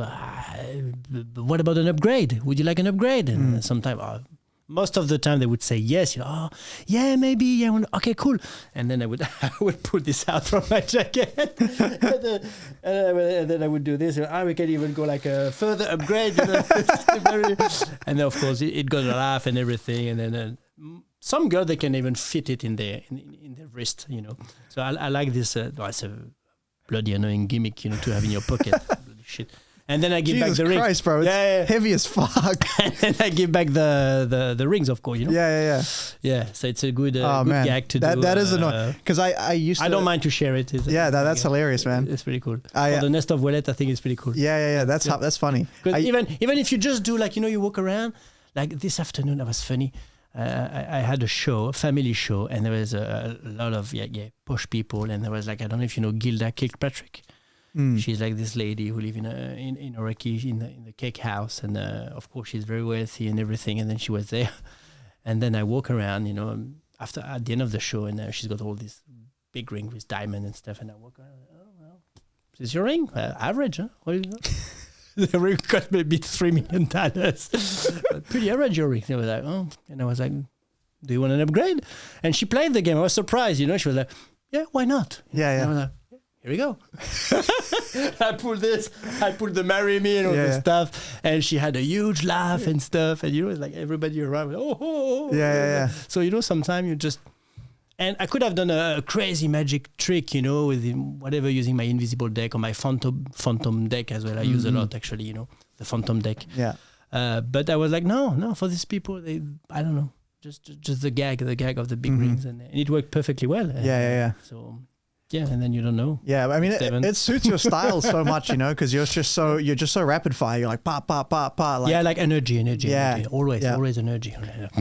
Yeah, that's my problem with doing kids magic. I don't have that, Like, this high level. It's funny because when we do something magic, oftentimes they put me as an opener. Yeah, because I come out like last time. What I did is I produced a glass of wine, drank it. Put it down, it was full glass of wine, drank it, put it down, produced a bottle, filled it up, drank that, put it down, and I was like, the only reason, so I have the confession to make, the only reason I said yes to this gig, so I can get drunk at work, and then I produce it, so that was like they put me as an opener, actually, maybe I wasn't an opener for that one, maybe I was second, but the point is like the energy was like, hey, we're getting fucking wasted, let's go, because Dev very like wholesome, very methodical, very structured, very clean, very love that guy. Alan's the only other guy that sometimes gets crazy, but so for me, like I like in this current one, I'm probably opening because I'm like the most energy, but compared to you, I'm asleep. You know what I mean? Okay. When you perform, it's not always. No, but your style is so good for that. That's why you do so well with kids. People, I think they don't have time to think. It's like when you do a trick, and Eric Leclerc. I say hello to Eric, and same thing when he performs. He's always moving his hands everywhere. You can't see, he's doing some easy, like switch, whatever. And because he's moving so much, like you don't have time to, oh shit, he did a switch or he did whatever. And it's a good technique as well to be energetic, high energy to bam, bam, bam. To just if you maintain that high energy, then there's no discrepancy, right? Exactly. If you're just low energy, then you do a move and you're shaking, and then all of a sudden it's a problem. It as well. The high energy get the attention, of course. Then you can't be high energy all the time. I'm a high energy when I start my show. Actually, when I start my show, it's very poetic. I use my thumb light and I take some lights build up and build up and then I go. And I like to play with this, like differences of rhythm as well. Very high energy, very low, very poetic, very wow. Very blah, blah, blah. And at the end, finishing, of course, like with strong. If I can handstand on someone, and I don't know if you've ever seen this act, but it's like one of them.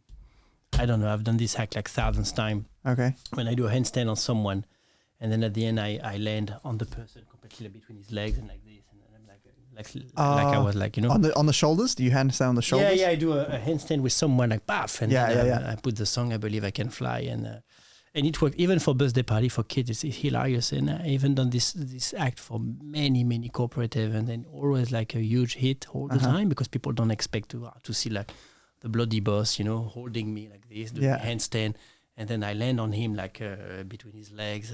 And then he carries me. Actually, I ask him to carry me. And at the end of the show, it's like you just end it with like a bow. Yeah. Full energy. Again, this is your... There's no magic in this, it's just fun, comedy, and how you, of course, because you can only do this act as well if the crowd knows you and believes in you and have fun. If the crowd doesn't really like... take you with them, if they don't believe in what you do, if they don't like you, as we say all the time, you have to be likable, then it doesn't work. But at the end, the guy they always allow me to do it, and boom. Yeah, because it's always funny. Yeah. Very funny. But that's your way of of taking that advice you gave me, right? Of like anything you do, make sure it's like done well.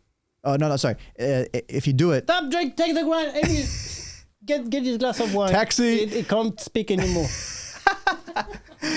Anything you do well, incorporate in your act is what I was trying to say. Yeah. Right? That's what you're saying. And that's what you do. Because you take your trapezium background and you handstand on some guy and right? Like it's all linked. Yeah. You need to do whatever you do it, of course. So do it well. It's always best to do something. I had an idea, and I'm going to tell you this because of this advice. So I had an idea to, it's good. It's fine. I can hear it. Yeah. Okay. I had an idea of, to kind of a close or something, I guess. Okay. Well, you've seen levitation. You've seen me do levitating a ball and blah, blah, blah. I'm going to try now the art of human levitation. Okay. So I say, okay, on the count of 3, I'm going to stand on the side of this desk and I'm going to levitate above the desk, across the desk and come down on the other side without touching the disc. Okay, this is what's going to happen. This is on stage. Okay, on stage. And I go, all right, 3, 2, 1. Okay, no. I'm heavy. I need to take my jacket off. And I walk slightly away. I take the jacket off. And then as I come back, I do like a quick run and I do a leap, like a the martial arts like roll over the disc, like completely over. Doesn't touch the disc, roll. And then that's the, so I that was an idea of like, I could pretend that I'm going to float, but I'm just gonna jump and fucking do a roll, Perfect. So that was from your advice as well. But I've never done it because I never had a chance. Every stage I've done was too small, too this and that. But I haven't done it yet. But that's an idea I had. Excuse. I was gonna do it at a. Sorry, I forgot to tell you I got COVID. So. Okay, cool. Yeah. So I've had it already. Oh, you got it? Oh, that's fine. Yeah. I got antibodies. We're good. Yeah, I got it as well. So I start by showing you. I can see you're all worried. Don't worry. I had COVID 12 times, and I've got my spray with me, and I've got a bottle. It's written anti-COVID spray, and I spray all the kids. This works fantastic well. They spray all. So now you're all good. You're all immunized for the entire show. I don't know after the show, but during the show you'll be sweet. If you need a booster shot of the booster shot, call me. I still have some more, and then I spray. So between some acts, it's a good like a little fil rouge, as we say in French. Like as well as when I fall asleep during my show, kids wake me up. Hey, wake up! It brings some kind of fil rouge. It's good to have some little things like this. Yeah, you're really good at that. Yeah. So like thinking of gags and stuff. Yeah, gag, but you need to well balance things all the time. Yeah, because you don't want to be too gaggy either. You want to mix, like something like, wow, what the fuck? Yeah, he did a good gag, but wow, did you see what he did now? What the fuck? Did you get it now? Did you get it? And then by that time you're on and your then next bam, spray. And then you're already on the next act. They don't let time to think too much. Yeah, and I like this. I like to bam, bam, bam, bam, bam, bam, bam. So it's like, wow, at the end of the show, it's like, wow, what the fuck happened? Yeah. Fuck yeah, man. You want to marry me? I'm actually. Marry me? No. I'm still annoyed at that fucking cube, dude. It's here. I actually like legitimately.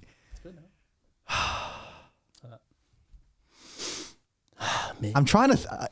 Okay, you know what? We're just gonna pretend. Okay. Yeah. Let's pretend. Let's pretend and you know what? Let's do it again. I'm just gonna pretend that I know how it's done. Okay, because otherwise it's gonna bug me. But yeah, man. 45 minutes to make it. Bloody. Yeah. My record is 18 minutes. Imagine I was 45 minutes tonight. I was like, fuck.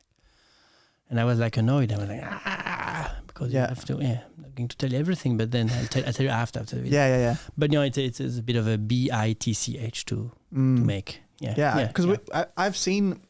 I can't remember who it was that sells that effect, or not the effect. But the method. Kieran. Okay. Kieran the Mighty. Yeah, I don't know. I just remember UK seeing it online, and I'm like. Yeah.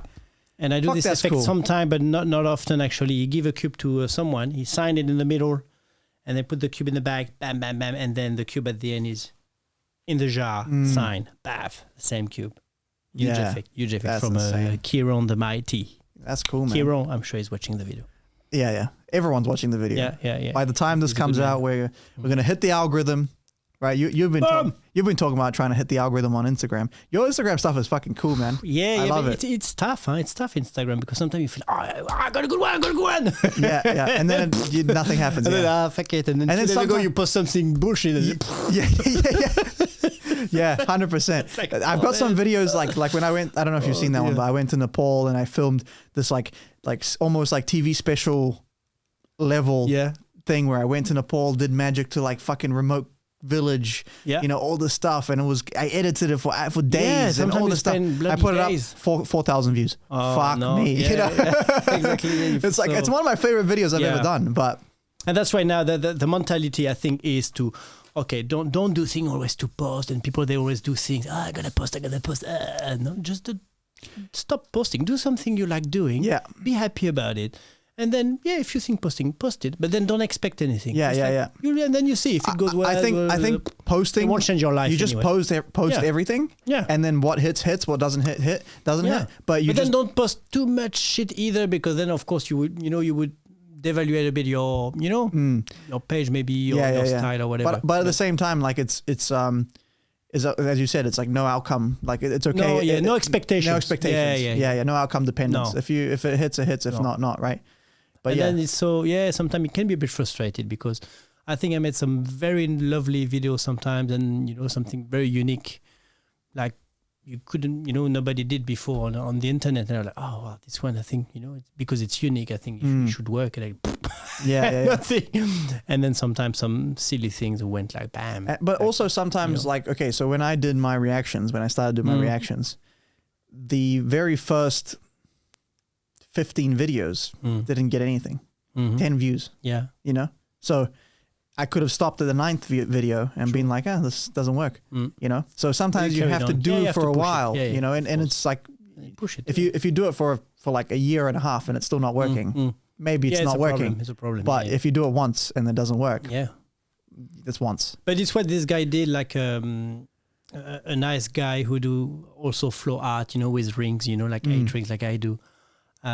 2 years ago, we were chatting. He was asking for a few advices here and there. We were like sharing things, and he was posting. I could see Instagram, the number of spots was amazing, and he was posting pretty much the same thing, not all the time, but he was very consistent all the time, and bam stories and 3-4 posts per day, bam. And I could see like 2, 3, 4, 5, 10,000 followers on Instagram and stuff, and then he got stuck a bit there. And then suddenly, Bob, he's on 200,000 followers right now. In 6 weeks, he took 190,000 followers in 5 weeks. Yeah. And by posting, because he's been consistent, of course he's doing some good stuff. But then, you just need to believe in it and carry on. But then, man, I've got a life, man. I've got a kid. It's hard, man. I have to cook. I have to clean my room. We started doing this, right? And we're like, the amount of time this guy spent on Instagram. I mean, he sleep Instagram, he eats Instagram, he fuck Instagram. I mean, it's but he got rewarded at the end, But I'm sure if everyone does that, with some quality content, you go, you will hit it at some stage, but. Yeah, it's time consuming, and while you do this, you don't get paid. Of course, you have your bill to pay and stuff, and so it's like it's a choice. Yeah, 100%. Like with this podcast, right? Yeah, I've done social media. There's 3 million views. This one is it's the best one. But I've done I've done podcasts. Yeah. I've done content before. Drink too much. Drink. Cheers. All right, fine. You know what? Here you go. I've done content before. To Gregory. We need to do some steroid shots to celebrate. I mean, Gregory Zachenkov or something, right? Is the best. But I've done social media before. I know how long it takes, and even this, me and her doing it, we're like, fuck, it takes way longer than we thought. Yeah, because we have to do shorts, we have to do highlights, we have to do this. Now we have to do the edit now. We have well, the edit's gonna all be the bullshit. It's with actually the quite good. did, all the, you have to put that. The edit. We have to do the audio side. We have to. So it's just so much, But I'm consuming. But it's fun, At the same time, like you do something for yourself. You're building something exactly. Do what you are. Yeah, 100%. Always, 100%. So many people wakes up in the morning, and I feel I admire these people. It's the philosophic time now, But I really admire people who wakes up in the morning and go to work doing something they don't really like, just for to pay the bill and to, of course, to be able to put food on the table for the family and stuff. And I'm like, wow. But me, no. I mean, no, I need to do what I am. And it's always, I don't like to give advice to people because I don't like to receive advice either. But if I could say something, I would say, well, do what you are. A guy who's driving a car in the morning or Uber, are you a Uber? Who do you think you are? I'm like, no, I'm not a Uber. So why do you do the Uber? I know. Do what you are. I know it's easy to say. It's easy but I think, we're nothing on earth. We're not here a long time. Try to be as close as possible of what you are. But for some people, the office job it's good for them. Of course, some like they it. don't mind, or they're like, it's like, okay, it's not what it's not if I had unlimited money, I wouldn't be working in an office. But it's not bad. Some people I like get paid. I go home, family, it's comfortable. Blah, blah. It's some secure. People, right. But for me and you, no, I go crazy. I go crazy. I need something. Yeah, it's true. All right, you're a wacky dude. Let me ask you this. Oh no, during COVID. The government of America, they declassified some information on UFOs. Yeah, I don't know if you heard about this, but basically they've agreed and admitted that there's UFOs. Yeah. What do you think? What do you think about this? Because my initial first thought, right, was why the fuck? Why the fuck? UFO here. Why the fuck would they say that? Why say that now? What's the point? Right? If they were kept it secret for so many years. Wow. Why say that now? Maybe it was I don't know. Maybe you are one of them. Maybe you are one of them. Maybe I think you are. You fucking cube. Maybe I think that's what it is. I'm trying to see. Interesting. I didn't know this. This fact. White House declassified a bunch of files. Yeah. Okay. And there's so it's just like what the fuck's going on? Do you think that we're in a point of time where all this shit's gonna come out and they can't keep it under secret anymore? Like they can't keep it secret. Okay. Or do you think they're trying to distract from something else? Oh man, it's a tough one. What do you think? Do you think aliens exist? Like if you had to guess. Well, I've got one in front of me. I still think you're the one, man. Well, the aliens, the proper aliens as we all like seen on TV with the funny face and Roosevelt and everything. Probably, I don't know, but I'm a believer. I believe in a lot of things, but I don't think we're alone. Of course, I don't think we're the only human being. Like on Earth, yes, probably, but then in the entire galaxy, universe, of course, there is other forms of intelligence and lives. We can't be the only one. I don't think we can be the only one. Yeah, it's like the Fermi paradox, right? Oh, yeah. Where it's like, if we are the only ones, then why? Oh, that would be sad. That would be sad. Oh my God. Because we're so fucking stupid. Human being for me is the worst. Like, sorry, but... if there's nothing bigger than us, fuck me. Yeah, so what a disappointment. Yeah. Because we're so dumb, when you see what we do on the planet, everything, how we live. Yeah. When you see some documentary on Netflix about, you saw those ones, about the nature, everything. Oh, I thought you were going to say Gregory. Yeah, Gregory again, but how we destroy the planet, how we live and how we are fucking dumb, like thinking always. You know what's funny about that as well? They started, they banned plastic straws. Yeah. Yeah. Okay, so they make up I'm going to get this number wrong, but it's around there, 0.009% or something of all the plastic in the world. Oh, wow. So what the fuck is the point? Yeah, exactly. The biggest, I think it's like 40% of all plastic in the ocean is fishing nets. Yeah. Yeah. From big... It is. Big... it is. So what the fuck are we doing banning plastic straws? It's the same idea of like plastic is like we'll do something about this problem. Yeah, but ban the word like marketing. It's marketing. Yeah, it's just marketing. I went in Indonesia like now it's been 4 years ago with my best friend actually. You're gonna laugh. His name is Gregory. Russian too? No, he's French. He's my childhood friend. Oh yeah. And we both like very involved into coral, coral protection and everything. And we did this mission actually in Indonesia, and I was in Komodo. And of course, we were talking about plastic and things. And then we were like so worried. I mean, we traveled Sulawesi, we traveled a lot of places in Indonesia. And then, wow, I was so shocked to see, you're on the public boat and you could see over your head like some bottle of plastic flying over your head because people, they're not educated for this, they don't know. They think like, for them, the sea is rubbish, and they throw everything in the rubbish. Yeah. So, and I was like, wow, you could see all these bottles flying, the water full of plastic bottles. And then you take a big slap in your face, you see that, it's like, because you see all these documents, of course, on TV, on Netflix and everything. But then when you see it from your own eyes like this, like, fuck, I like diving. We were both divers. And we were like, wow, what can we do, like with such little, nothing. And then we decided to do this mission, called Coral Guardian. So, Coral, yeah. Yeah, so we planted some, we help people to replant corals, to the sea. I didn't know you could replant. Like, how do you plant coral? Yes, with tables. You got tables, you cut corals and then you replant. Bring it closer. Yeah, you replant, you reattach pieces of corals onto tables, and you put those big tables into the sea, and then so what is it like? What's the coral itself? It's an animal actually. Yeah, coral but isn't it like some calcium deposit, right? That like what I'm saying is when it dies, it's like it calcifies, right?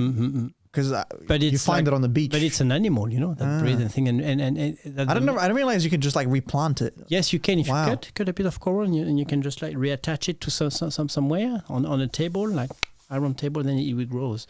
Wow. So some of them like grows like 10 centimeters in a year. Some it's 5 centimeters. But those corals, they are just like the main thing for the whole world. They bring the whole oxygen for the whole world. If there is no corals in the sea, we just die. There is no human being. Yeah, pretty much.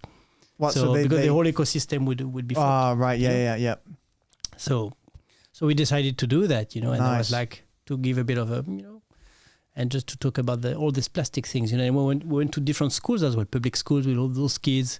I was doing some card magic and stuff as well with the kids, and that was really cool. And then, wow, when we saw like how they would, behave with plastic, we would be like, oh man.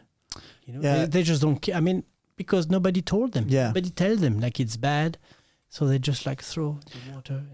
And there's no water as well provided in some countries, in some places. So the only good water is under plastic bottle, So they drink only this water, because if they drink the other water, they would be sick. Yeah. And we went to Solomon Islands because Amy's from Solomon Islands, and it's the same thing, right? They just there's just plastic. They don't really have a recycle. Yeah. And like it's the most beautiful. You wake up and it's like the beaches. I mean, the water's right here. Like out, you walk out, you have a little like I don't even know what you call it, like shack or whatever, and it's just perfect temperature, crystal clear, everything, and then just a plastic bottle, And what I realized is like if you spend many generations, hundreds of generations living off the land, right? You take a coconut, you cut it open, eat the contents, you throw the shell because it's organic. Yeah. You take a banana, you eat the banana, you throw the peel. Even an apple, you can throw an apple outside. 100%. Biodegradable. So all of a sudden, Western influence introduces plastics with no information as to how to deal with the fucking plastic. Yeah. What are they meant to do? Are they all of a sudden meant to know what to do with it? You know what I mean? Yeah, they take some and they burn it, but that's fucking even worse. You know what I mean? Like, so, like it's understandable why they do that. Like, I sat there and honestly, for the first time, I judged them, and then I sat there for like a little while, and I was like, wait a minute, Why do I expect them to know how to deal with this shit that I don't even know how to deal with? How the fuck do we deal with plastic? Even we in the West that's so educated, so much fucking IQ. We go to these schools and we learn about it. There's documentaries, there's Netflix, there's blah blah blah. And what the fuck do? We ban the one thing that doesn't matter. Fucking plastic straws. Yeah. No one gives a fuck. It doesn't solve any problem. Yeah. While we ban bags at the grocery shop, you can buy them for $1. That's not a problem. If you pay the money, it's not a problem. Course, yeah. But as soon as throw it then, I mean, I forget to bring my bags with me, and I pay every fucking time for that fucking bag. Yeah, but, exactly. So it's even what's the difference? Like the mask thing. Sometimes you forget your mask. I have to pay. Yeah. I mean, to be fair, the mask they usually give for free if you ask them at Pack and Save or Countdown or depends. Yeah. But still, but you feel bad to forget your mask because now you have to ask for another one. Yeah.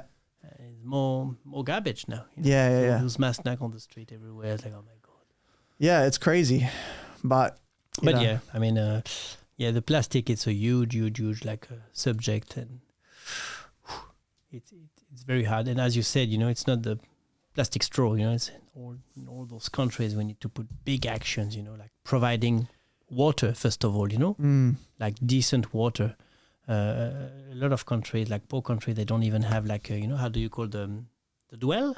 No, the pre, when you get the water. The well, yeah, exactly. And then because the well is not maintained properly, is not good enough. They can't even get the water from the rain. So what do? They buy plastic water, so which has and then they throw boom. Yeah. But you would have had the funding for the well. They would drink this water, and they wouldn't buy any water in plastic bottle. So, but anyway.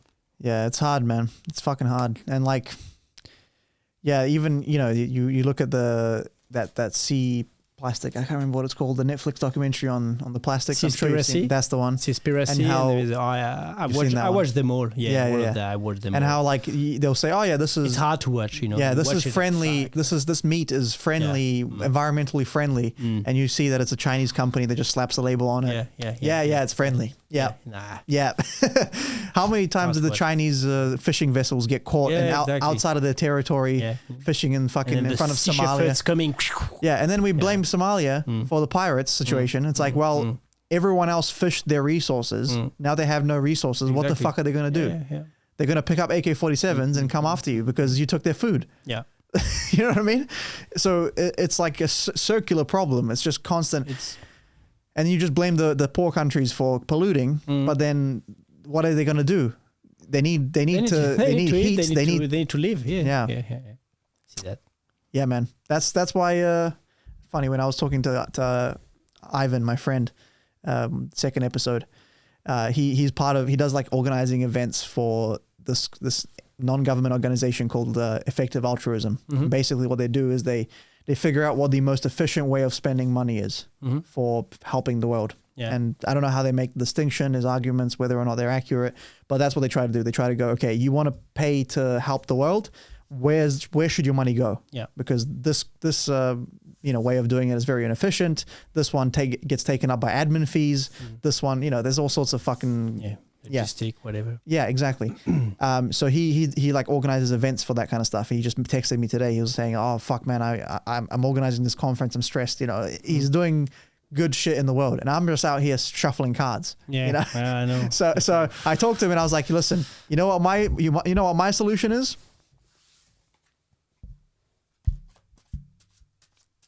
Just hope it gets better. I don't fucking know, man. I don't know. I'm not qualified. But, we should all do, a little thing, if everyone, we are like 8 billion now people, if every one of us could give a bit of, just like a week or 2 weeks of volunteering somewhere in any countries to help, just like to give a little bit of help somewhere, or, like I did with my friend there was 3, we went there and we just helped. We just like planted corals and stuff on these areas who were completely fucked with no corals. But, like if all of us, any one of us would do that, a little contribution, maybe that would help, that would be beautiful. And then you learn so much, from doing this. You feel good with yourself, at least, Nobody can tell you, oh, what you do for the environment? What did you do? Well, I did that. It's not much. I know it's not much. But if all of us did something, do it, if 8 billion people do a little thing, maybe hopefully we can try to make a change, because of course it's so fucked up. The planet we live in, New Zealand, is beautiful. Everything is nice. It's good. But then, when you travel a bit and you see, what's happening in Southeast Asia and stuff in Africa, and you feel like, wow. You take a big slap in your face, and then you still complain with your bullshit, with your past you can't do like. Yeah.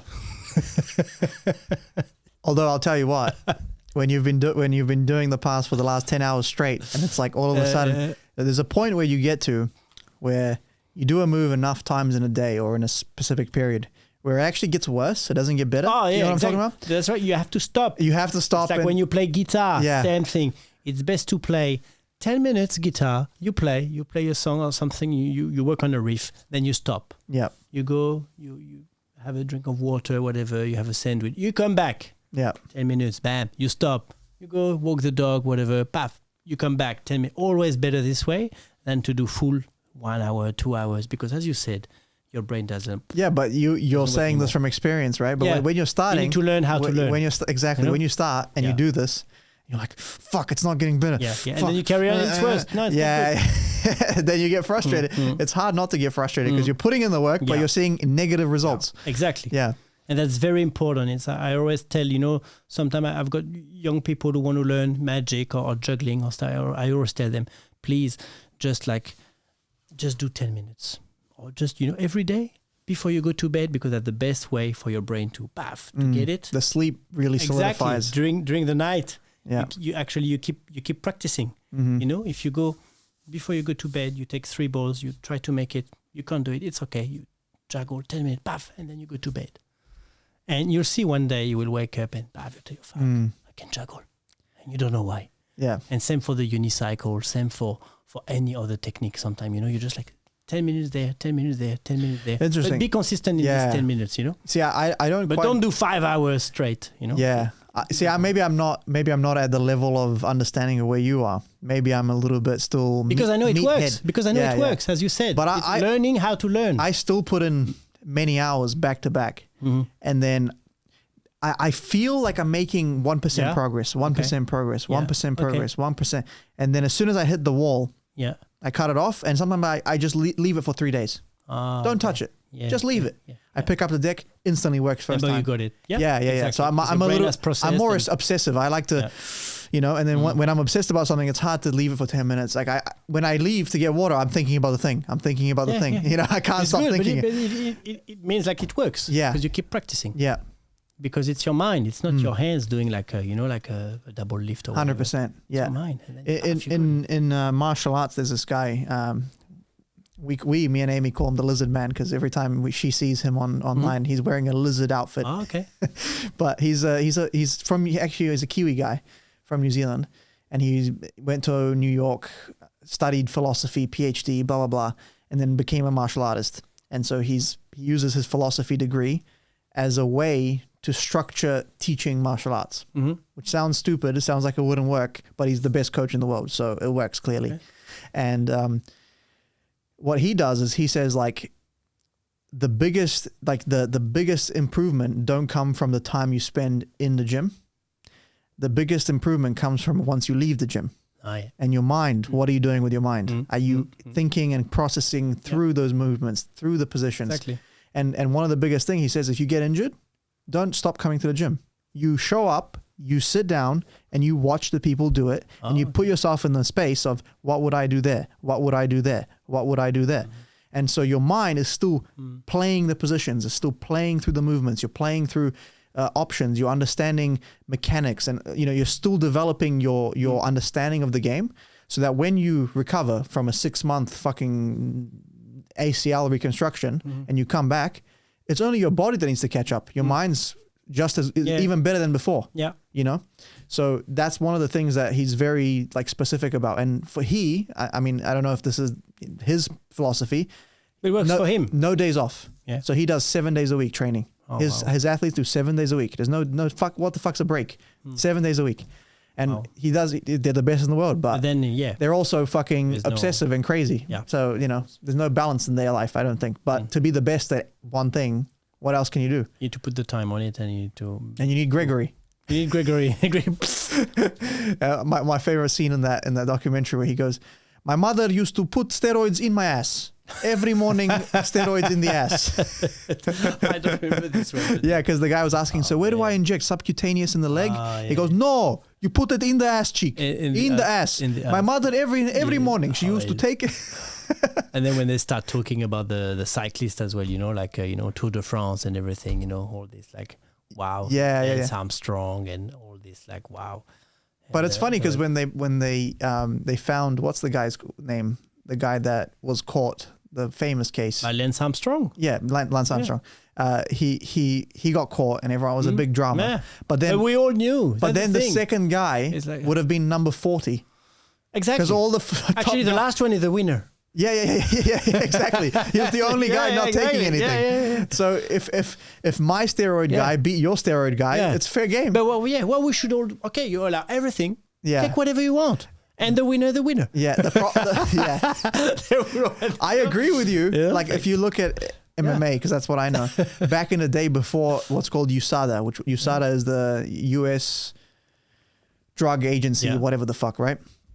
Before USADA, back in the Pride days, everyone was guerrilla. Just no testing. In fact, I think I believe in the Pride contract, Pride was this organization, in the Pride contract, it said in big letters, we do not test for steroids. So basically they were saying, take steroids. And oh my God, some of the craziest matches you've ever seen, like just absolute mutants. Like they're not real people, Animals. Yeah. But then you get these guys dying at fucking 50 years old from heart attacks, So it's almost like there needs to be some level of athlete, like safety, health, because otherwise these guys would just put it all on the line, right? Yeah. They would explode right in the middle of the competition. Yeah. And my mom, she got into anti-vax for a while and was sending me links and stuff. And she was like, what's happening with these Olympic athletes? I'm like... First of all, they're probably all on steroids, and second of all, this has happened before. Athletes, like they're not healthy people. They're redlining their body all day long. Like that's not like and that's stress. They take stuff like that they're not detected now, and they will only be detected like a few years. They are ahead actually. Yeah. Technology with everything with what they can take. Yeah, because as good of people they have to try to stop people from cheating, they have just as good people creating ways to cheat. So exactly. There's just as much money on either side. In fact, I would argue there's more money on cheating than there is in stopping cheating. Because where's the money in stopping them? There's not that much money. Yeah. So everyone's out here, we're walking around with juice in their veins.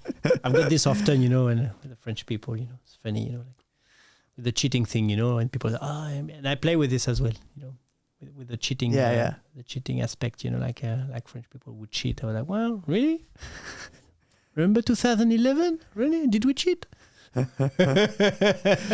My thing is just like, we don't cheat, we just steal. Romanian people, like we go to fucking UK, France, whatever. We start doing 3-card Monty. I told that to an Englishman recently, because that was for a long time. It was my opener for gigs, I would say. Yeah, so I'm Romanian. I don't know how much you know about European culture, but Italians, they like pasta. They do this. French wine, baguettes. I don't know. Yeah. Romanians, what we're known for, stealing shit, wallets, phones, anything you got, we'll take it. So that was my made me a magician. Yeah, and that was my opener. And then one day I went to an English guy. I said that. He said, "Oh no, it's the Bulgarians now." So I said, "Oh, okay. We've erased that. Nice. The reputation's gone. We're good now." But for a while, the Romanians were always the fucking thieves. It's just assumption and just like cliche, Yeah. Makes me think of this line of Michael Davis. Do you know Michael Davis? He's like a comedy juggler in the 80s, and then when he started this show, he's like, "Well, I need to tell you, like, he arrived like this." He's also one of my inspiration, like Eric Leclerc, of course, like more like today or even 10 years ago. But then one of the biggest inspiration for me as well is Michael Davis, like from the 80s. And he used to say like, comics make, he used to say, comics says funny things when comedians say things funny. This made me a juggler. And then he started his act. Right. Yeah. I love this line because it's like, and then when you arrive and you say like, hi, I'm Michael Davis. And then there is no reaction. Thank you. And then he carries on. Right. You need to watch one day his act. Yeah. He's a beautiful juggler. And but for me, he's a comedian. But that type of comedy is so funny to me. And he juggled with a bowling ball, an apple he throws in the audience. Yeah. He has to, it's like fuck, and then he's got an egg, and it's a beautiful act, and it's a very old act, 40 years old act. But you watch it today, you're like, wow, presentation, the text, the silence. Yeah. Everything is like bam, bam. Yeah. Bam. That reminds me of Norm Macdonald. He's a comedian. I think he's passed away now. Mm-hmm. He died of cancer, I'm pretty sure. But yeah, he had the most dry humor. Like he would go on Conan and tell a 10-minute story, and then just for a little joke at the end. But he would make it as long as possible, and with unnecessary details, just for this little. Or he'd go. So nowadays, all men, all women would do, and like he'd play with this, like like how gender is like very big thing now, and he won't even say anything about it, but he'll just go, all women, and then keep going with the story. He would be good at so playing with words and playing with that like awkwardness, like as you said, like my name is X, thank you, and or Piff the Magic Dragon does this really well. He's beautiful. This guy you must have heard of my brother. He doesn't give a shit, like when he eats his hamburger at the end, his sandwich, his banana, and then he's eating a banana while Penn's telling him how he did it. Yeah, looks like he doesn't care. A bit like I hope you've seen him. You heard of him, the new world champion of magic, of card magic, close-up magic, Marco Bim at FISM. He was at FISM in Quebec in 2020, and he's from actually very close to where I was born. Actually, he's from Strasbourg, and I'm from Nancy. And Marco, I've been chatting with him for a few years now. We've been exchanging a lot. And he was extremely disappointed. About like the France Championship of Magic. He finished third, and after that, of course, it's hard. When you expect a bit and then you lose. And he turned up with a robe. He came with a robe, and he's got a very funny like character when actually he doesn't give a shit of anything. He's got a bag of chips. Oh, do you want some chips? And then he does this thing. The full competition. I haven't seen it. No, and he did FISM, this year. Yeah. He went there with that, I think. Yeah, of course, you always expect something, but I don't think he was in this mentality. Oh, I'm gonna win FISM, And he won it. Wow. He won it. It was just the recent one, the 2023. Yeah. He won it. It's like, fuck. And Marco Bim. Okay. I'll check out his he's beautiful. And I think he did something amazing that kills everyone, all the judges. So he came with his bag of chips, with his Kit Kat. Like, and when he arrived, apparently he said, like, oh, do you mind if I sit here? Yeah, okay. Do you want a Kit Kat? And said to just like, very. Just everybody. Yeah. And then he started doing the thing. From what I figure out, he did like just a fresh deck, open it, inspect everything. He put all the cards in a mess, and apparently, he was just he knew where all the cards were actually, and the judges, the people he picked from the audience, or just put the hand there, and then they were, oh yeah, this is the hands of spade, and then he was pretending he was wrong, but actually he was right at the end, and thinking like, and at the end all the cards were apparently probably all the same ones, or right. He killed it, Yeah. But he stayed in his character, very like dry and very, I love that. I don't give a shit what I'm doing here. Yeah. And he had standing ovation. Yeah, that's the so whole good. FISM, 2,500 magicians standing up for him. Like, oh, that's guy, cool, man. And he won it. Yeah. Wow. I was very happy for him because he's That's so cool, man. I always like a good character in Magic. Like one of my favorite magicians, and like I saw him live and I saw him online, and I think seeing him live really made that difference as well. Yeah, I think. But Rob Zabrecki. Oh yes, of course. Bro. The convention. Yeah, the last convention. So fucking good. Yeah, in together when I met you actually. Yeah, Wellington. Yeah, right? Wellington. Yeah. It's where I met you actually. Yeah. That motherfucker. Zabreki, when he came with his, this is grandpa. Yeah, it was just my just ashes in a fucking vial. Yeah, it's so good. Yeah, Zabreki, beautiful, and he also did well. This, like a Spanish guy as well. Oh my God, bald guy with all these notes, like green notes, like bam, coming from nowhere. Knots. Man, I like him so much. What's his name? We'll come back. Yeah. Spanish guy, bald. Oh, okay. He's a firefighter as well, and he just does magic, just like Yeah, I mean, Spanish. Yeah, Rob Zabreki's lecture was all about building a character, and back then I wasn't performing much, so I didn't really get it. But now I'm like, yeah, man, I totally get it. And for the last Something Magic, my whole idea was, so this opener that I used, like with I'm Romanian and blah blah blah, and you might know me, but you might know what we do, but if you don't, we steal shit, blah blah. The feedback from the other magicians was, do this, that's good, but show us the character, don't tell us. I was like, oh, that's good, that's smart, right? Okay. So then I did this, like, I want to get drunk at work, like, classic Romanian alcoholic, fucking, I'm going to cheat, let's try, So the whole idea was, I'm going to play this character that's like, I'm only here to get drunk. I don't give a shit about anything. Let's play a game where I'm going to cheat and you're not going to catch me. And you know what I mean? Like, it was just that sort of vibe. And like, it was really interesting exploring that idea of like, show me the character. Don't just tell me a joke. Don't tell me what it is. Yeah, exactly. And like, I think Rob Zabrecky and these guys do that best, because they just come on stage and you already know the character. They just sit down and they go, you want to kick cat? You want to chip? And all of a sudden you understand what the fuck they're doing. Like it's, they don't say. It's transposed through action. Yeah. And I think you do that as well. Like, you're. I try to, I mean, you build up your character with yours, and then you just like, everything's transformed as well. Your character changes with your life, with what happened in your life, with people going as well. But it's also being self-aware, right? Because if you, like, when you're older, your character has to be different than when you're young. Why it has to be? Well, I mean, it's changing, of course, because you have events happening in your life. So then, of course, your character is switching, having, it's a bit different, of course. Yeah. Maturing, Because you have to be authentic. Yeah, you have to be authentic. You have to be yourself. I think you can't. That's the main thing. It's very basic what I'm going to say, but be yourself as much as possible. Don't pretend to be like this one or this one. Just because if you cheat, if you are the one you're not, people will see it first of all, and then unless you're acting a character. But even that, like Rob, that's not him. Yeah, but it's a character that resonates with him. Like he can play that character, and when he does that, he's authentically that character. Exactly. He feels like it's a Yeah. So, I mean, that comes with acting and theater, which was actually interesting because Dev has done acting, a lot of acting. He's even done like a theater play. Yeah. So he also talks about that a lot, where he's like, the magician plays the part. He's an actor. A magician is an actor playing the part of a magician, that whole idea. Yeah, exactly. Yeah. Which is good, but that's good because that's the only part I can play.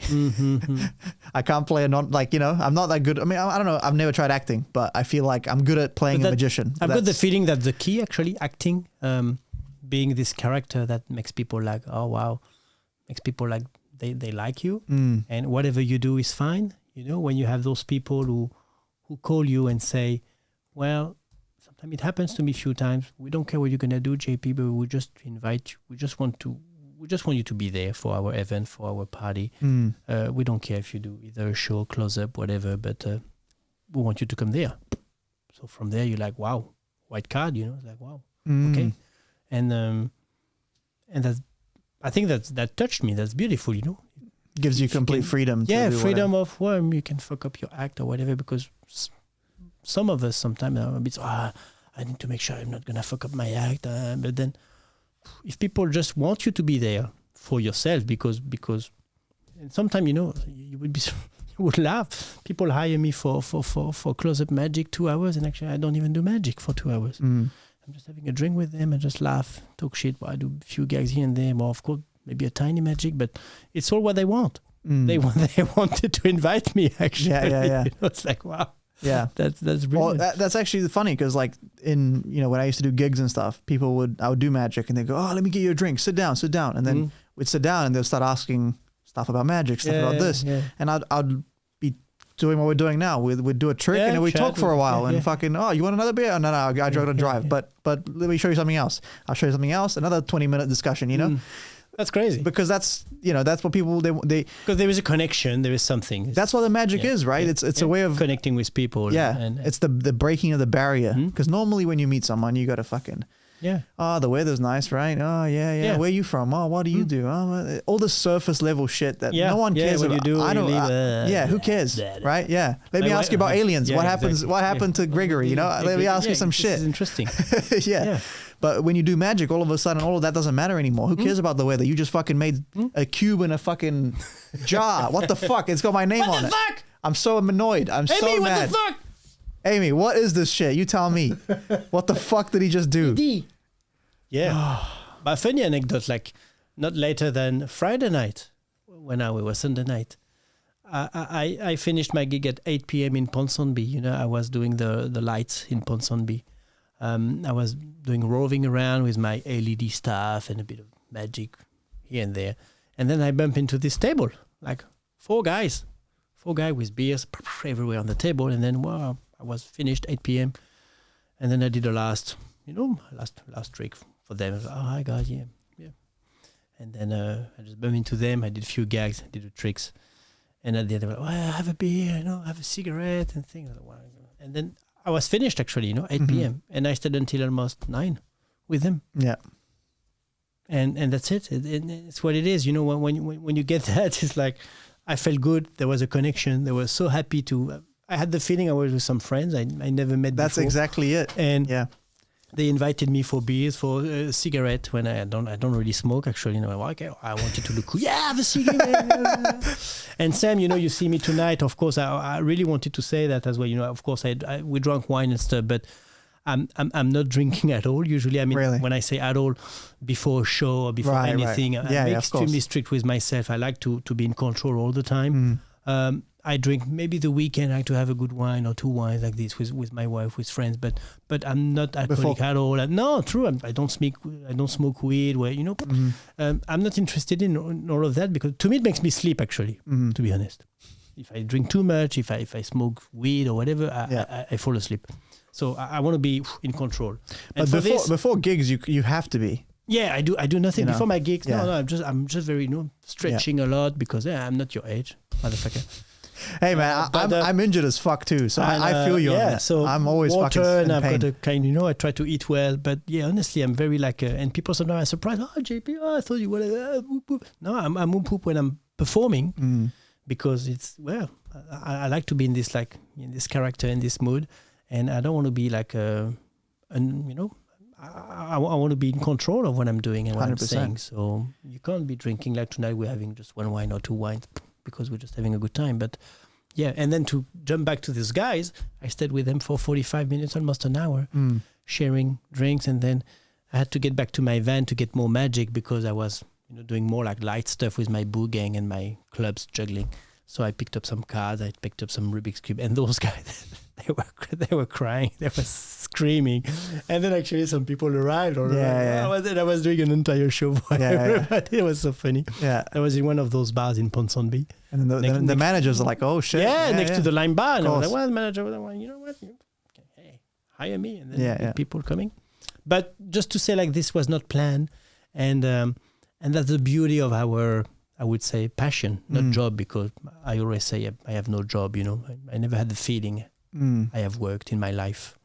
I always try to stick to, do what I like doing all the time, even if it's risky, but, and had a beautiful moment, connection with people. Yeah, man. Yeah. And those people then say goodbye, bam, bam, bam, finish, but at least, wow. Yeah, that happens a lot, man. That happens a lot, especially doing Holy Moly, which was my main gig for a long time.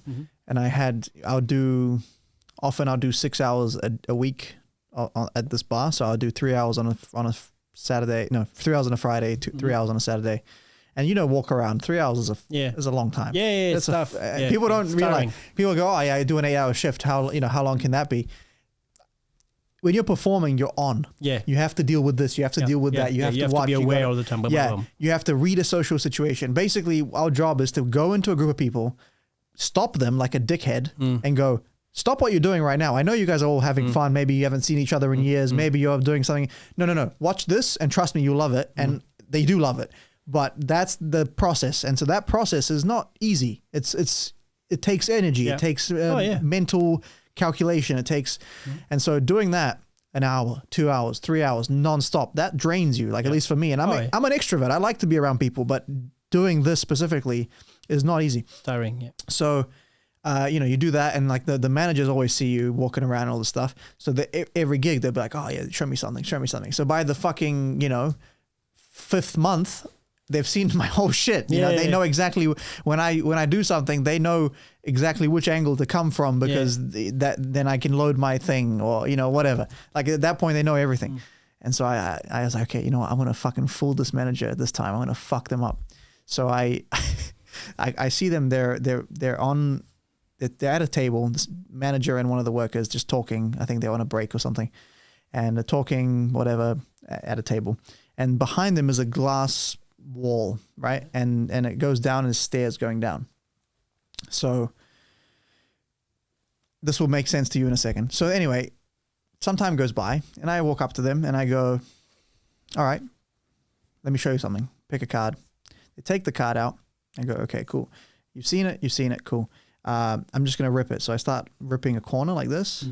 I rip the corner and I have the corner in my hand and I hand them the card and I do this and I vanish the corner. And I go, look behind you. And then they turn around and on the glass, behind the glass, there's a piece of card and the trick. And they go fucking apeshit, right? And I was like, all right, cool. They'd never seen this before. I didn't do them before. At least I have one more week where they think I'm good, And then so that was on a Friday. And then the Saturday I come back and they're like, what the fuck did you do yesterday? What the fuck did you do yesterday? I'm like, what? Why? They're like, we checked the cameras. We didn't see anything. Oh, really? So obviously I put it on the other side of the glass at some point. I don't know how they missed, because they have cameras there. They somehow must have skipped over. Tricked the camera. And I was like, oh my God. Even better. And so something like that can happen. And it just it's fucking. That's beautiful. Right? It's like when you prepare this card as well, you put in an empty bottle of beer, Or that, or and then you do like whatever card trick, and then you throw the deck, and then one card is in the... perfect. But this was like eye level, so they were here talking, and they turned around, and it was right here on the other side, on the other side of the glass, So to them, it was a mind fuck. But and I was like, oh man, how the fuck did you not see that on the camera? And so then that became sort of a legend, like, oh, he made the card go, And I was like, yes. And they remember you. Exactly, So that sort of creating that moment, and this is after that was just an improvisational, what can I do here that I haven't showed them? Oh yeah, fuck yeah, that one, And when you have that moment, especially when it's in the moment, it's not part of your act. It's not something you do all the time. Sometimes you do something that comes like, wow. Yeah, and that moment, it's like, oh my God, I'm a genius. It feels so good, and then it creates this connection that. Yeah, as you say, it's memorable. They don't forget you. And that's the thing. At the end of your gig or your act or whatever you do, people need to remember you. You need to remember your name. Yeah. When you do some magic close up, you can't just I do my shit and then I go. No, you need to really create this. Wow, this guy. Oh wow. Yeah, Bill Malone has a really good method for that. Have you seen his stuff? Bill Malone? No. Okay, Bill Malone is a comedy. He does a bit too many gags for what I like, but comedy. Close-up guy, a lot of card stuff, a lot of even some SpongeBob stuff, a lot of coin, whatever. But he has this thing where he's really funny. He's this kind of chubby, fat, ugly dude. Yeah. But his whole persona is he's always flirting with the women. Though, So, huh? That rings a bell. Bill Malone. Bill Malone. Yeah, he's hilarious. But he's always flirting with women. He's always saying, "Oh, you should be in 3D. That's my room number at the hotel." Yeah. Stuff like that. Like he's always making fucking. And then at the end of every act, when it's a big thing, he goes, Bill Malone, and gets the crowd to do it. So what he's done, he talked about this. So he'll go to a gig and he'll go to a corner of the. That's a good technique. Yeah. He goes to a corner of the room And then all of a sudden, the other people, you know, in the restaurant or whatever, they just hear this whole crowd going, Bill Malone, really? Bill Malone. And then what the fuck is going on? And they just, you know, go about their business, eating, whatever. All of a sudden from that corner, Bill Malone. Like, what the fuck is going on? You know, that corner. So by the time they come to him, they're like, oh shit, like something's going on. The managers have noticed something's going on. You know, like everyone knows Bill Malone, you know, and then at the end, like everyone, when he leaves, it's like, you know, this big fanfare. He created and he created this, you know, this thing so he people could remember his name. People can, get it. That's what you need, actually. You need something people. I honestly, that's my biggest weakness. I will say that is I don't focus on people remembering my name. I don't give a shit. I want to fool you. I want this moment to be great. Yeah. And you will remember it because it's going to be a great moment. But you might be like, that guy was, I don't know his name. That's my weakness. I don't focus on. Yeah, like I've got the tag in my jacket. For example, people, they don't even know me. Oh, the guy with the tag in his jacket. Yeah. Oh, the guy with his rings. Or, Yeah. I usually will end on a ball so people remember me with the ball. But again, I need to do something. Even if it's not your strength, or even if it's something you don't like, whatever. But I need to the name I think is important because a lot of times people are like, they don't remember my name, you know. Ed. E.T. E.T. is you know, E.T. Go Home from the movie. E.T. Go Home, E.D. Yeah. I don't know, but that is the thing because I've noticed that a lot of performers, especially in those type of crowded environments, like, you know, I get away with people because anytime people are really happy and they want to pay me or something, I go, listen, do me a favor, don't even have to pay me anything. Go to the manager and say the magician was fucking amazing. You know, and like I do that a lot. So that you know, I get the management to understand, but I think I need to focus on the individual people like learning my name. I think that is a big thing that I don't do enough of. But you know, we live need and to learn. Push that. The bar sometimes. If they don't see us performing in a bar, they can't understand sometimes people in hospitality, in some bars, in some venues. And it's only when they hired us, like they realize that, oh wow, actually that was a huge, a huge plus to have either you, me, or whatever magician doing some close-up magic, because I think we don't see enough magicians in venues or even entertainers like in New Zealand, because people are so, you know, kind of conservative. We go with what we know, with what we know it works. With a classic band, I love bands, of course, you know, but with the classic band, the buffet, and whatever, the DJ at the end. But sometimes I'm like, well, yeah, it's great, but try me, or even you know what, you don't pay me, I come for free. If you like it, if you say at the end it was a ball, then you pay me, you know. Yeah. And then people are, oh wow, actually, because people come back, they go, oh, so what, you know, I'm here every Thursday. It's only when they see you, like they understand like the importance of. Yeah, I used to get people, repeat customers all the time, just coming in with a friend and going, bro, check out and like I would be like, oh yeah, Mike, sup, how you doing, bro? Yeah, show my friend some magic all the time. Yeah, because people go, you're here every Thursday, you're here every Friday. Yeah, sweet. What time are you here? Like, you know, that happens all the time because people, you go out, right? You're gonna do the same shit every time. You're gonna go out, have a steak, drink wine. Every time, every Friday, what the fuck are you going to do? Right? But all of a sudden, there's one place where they have a world-class magician, right? High-level motherfucker. Icebreaker. Right. Yeah. They go, okay, let me go see that. It's free, like it's entertainment that I'm not even paying for. Yeah, exactly. Right? So you get more people through the door. Yeah.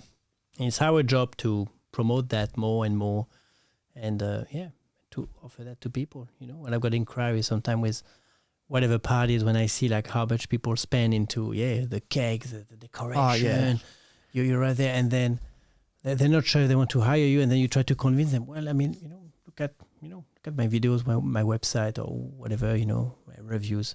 But fair enough. And then I don't like to push either. I'm like, well, it's up to you, of course. But if you hire me, you'll see it's not about the cake, it's not about the decoration, the beautiful purple like a curtain you have in your bag. It's not about like the beautiful food, even if it's quite important, the good food. I'll tell you what it's about. It's about people who will remember the night because the bloody entertainers or magician or clown or whatever make them like. I'll tell you what the fuck it's about. It's about that fucking Rubik's Cube right there with my fucking initials on it. You fuck. That's what it's about. Yeah. Jesus Christ. I'm still mad at that. I'm still really annoyed. I saw you put the fucking cube in the bag. Yeah, you saw that. Can you... She filmed it. It's on the camera. It's on the camera. I'm gonna rewatch it. Fuck. Oh man. We've been talking a long time. Yeah, man. Good to have you, bro. Where can people find you? Sorry, where people can find me? Yeah. They can find me at home. They come over for a drink. I mean, that's where I can find you. my house is open. What's your Instagram? What's your all the other stuff? My Instagram is presenting JP. Cool. Presenting JP for my Instagram, and my Facebook is Le Cirque de JP. So it's in French, Le Cirque de JP. Can you spell it? Yeah, L-E space Cirque, C-I-R-Q-U-E. Gotcha. Yeah. And space D-E de of and JP. Okay. My name. And nice. my website is presenting JP as well. I've got two different. I've got two different websites. I've got like one for more family, kids' birthday, which is Le Cirque de JP.co.nz, and then I've got Presenting JP more, close-up magic, corporate events.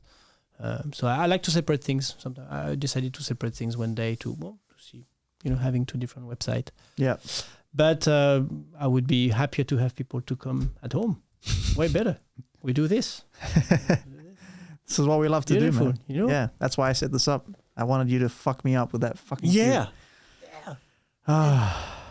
I don't think I can sleep tonight, man. No, you won't. I think I'll be... Will you sleep, Amy? Will you sleep, Amy? Anyway, man. Yeah. I wanted to finish with one thing. All right. I wanted to talk before I go. It's about, how I got into magic, as you asked me at the beginning. As I said to you, I wanted to bring more magic in my show, to bring something a bit different, to bring more. But also, I discovered that my dad was a magician, and I didn't know about that. That was now 15 years ago, a bit less, when I went to see him. After a long time, I haven't met him because, I'm from like most of people now, divorced parents and everything. So I haven't seen my dad for many years. And then when I decided to meet him again, I realized he was a bloody magician. And I didn't know that. I was like, what? In the time you haven't seen him, or was he always a magician? No, he was a carpenter, my dad. Okay. When I was a kid, he was a carpenter. Then he left my mom and everything. Father separate. When I was 12, I always known my dad as a carpenter. We never talk about magic. Never, ever, And when I met him again, like at the age of 29, 30, when I went to his place, I was like, what the hell? There was some poster of Houdini and shit, and my dad was a magic wand. I was like, what the fuck are you doing? I'm actually I'm a magician. I'm like, okay. And then because I was a bit awkward, when I first met him, I was not sure I would stay a couple of days, one day, because we had to talk about a lot of things. At the end, I stayed 1 week, and we just did what we did tonight together. We just did some magic, drink and stuff, and we didn't talk about the past or a little bit, and then we just had a good time. Wow. Reconnecting. That was crazy. That was That's like, cool, I like to man. talk about, like How the old story. were you? How old were you at this time? I was 30. Wow. Yeah. So. And then from then on, you just kept doing magic. Yeah, but now I'm connecting with my dad. Wow. We were sometimes we call each other. We're on internet. And he's like working on stuff, like working. Yeah, on but now material. of course he's like 74, Right. retiring and everything. But then when we have ideas or stuff, we always share magic and things. That's a beautiful story. I mean, I was like, wow, I would never expect my dad to be a magician. Wow. And he was doing it like a professionally. Actually, he did for a few years professionally, and then because he was retired, he was just doing it when people ask him for a show. But then. Yeah, and he knew some stuff about cars. I was like, wow, do you know that? What the fuck? That's so That's funny. amazing. Like you rediscover your dad, the second time. Wow. That's, that I wanted to share this. Yeah, man. I mean, my dad... Your dad makes some plum vodka, man. No. My parents don't drink at all. My dad, he would just come into my room, see me like this. Not like that. I wouldn't get it wrong back then because I was 15 and obsessive. And he'd go, why are you wasting your time with that? And then walk out the room. Oh, yeah. That's what my dad used to. And then you did what you like doing. Yeah, man. Now when I book a do what you like doing. Yeah. Now next time I book a gig, I'll just send him the invoice. I'll just show him. Yeah, exactly. He's super supportive now, especially. Yeah, that's cool. Like especially once I decided to like go pro and work properly. Super supportive. Well, that's the role of a parent. But obviously, when you're 12 years old and you're doing stuff, he's like, "What the hell is this?" Exactly. It doesn't make sense to him, but then. When you become a superstar, it's like, wow, see now, boom. One day, I hope that one day one day you'll be like Jessica. Yes, being able to predict the King of Spades. Couldn't have done it without her, actually. So I'm glad you brought her along because really? otherwise that trick wouldn't have worked. Oh, really? Yeah. Cool, man. Fuck yeah, I enjoyed the shit out of this, man. That was so much fun. Thank you, man. Yeah, dude. I'm gonna have so much fun rewatching this as well. When I have to think edit. so. I don't. I hope you're not gonna like put some. I don't know. Thinking like what we said. I don't know. What are you going to cut some? Yeah. Cut everything. Cut. It's gonna have 5 minutes. Yeah. It's just the part about Gregory that's gonna be. Yeah. That's the only part. Are you gonna cut? No, keep it. If you're happy with everything, then I don't care. Sweet, awesome. Just don't care. Just do what you want. Do what you. It's my like. life. It's. Don't worry about what people think all the time. Just do it. Be different. 100%. Good shit, man. I appreciate you coming. Yeah. Fuck that. Merci. Thanks for inviting me.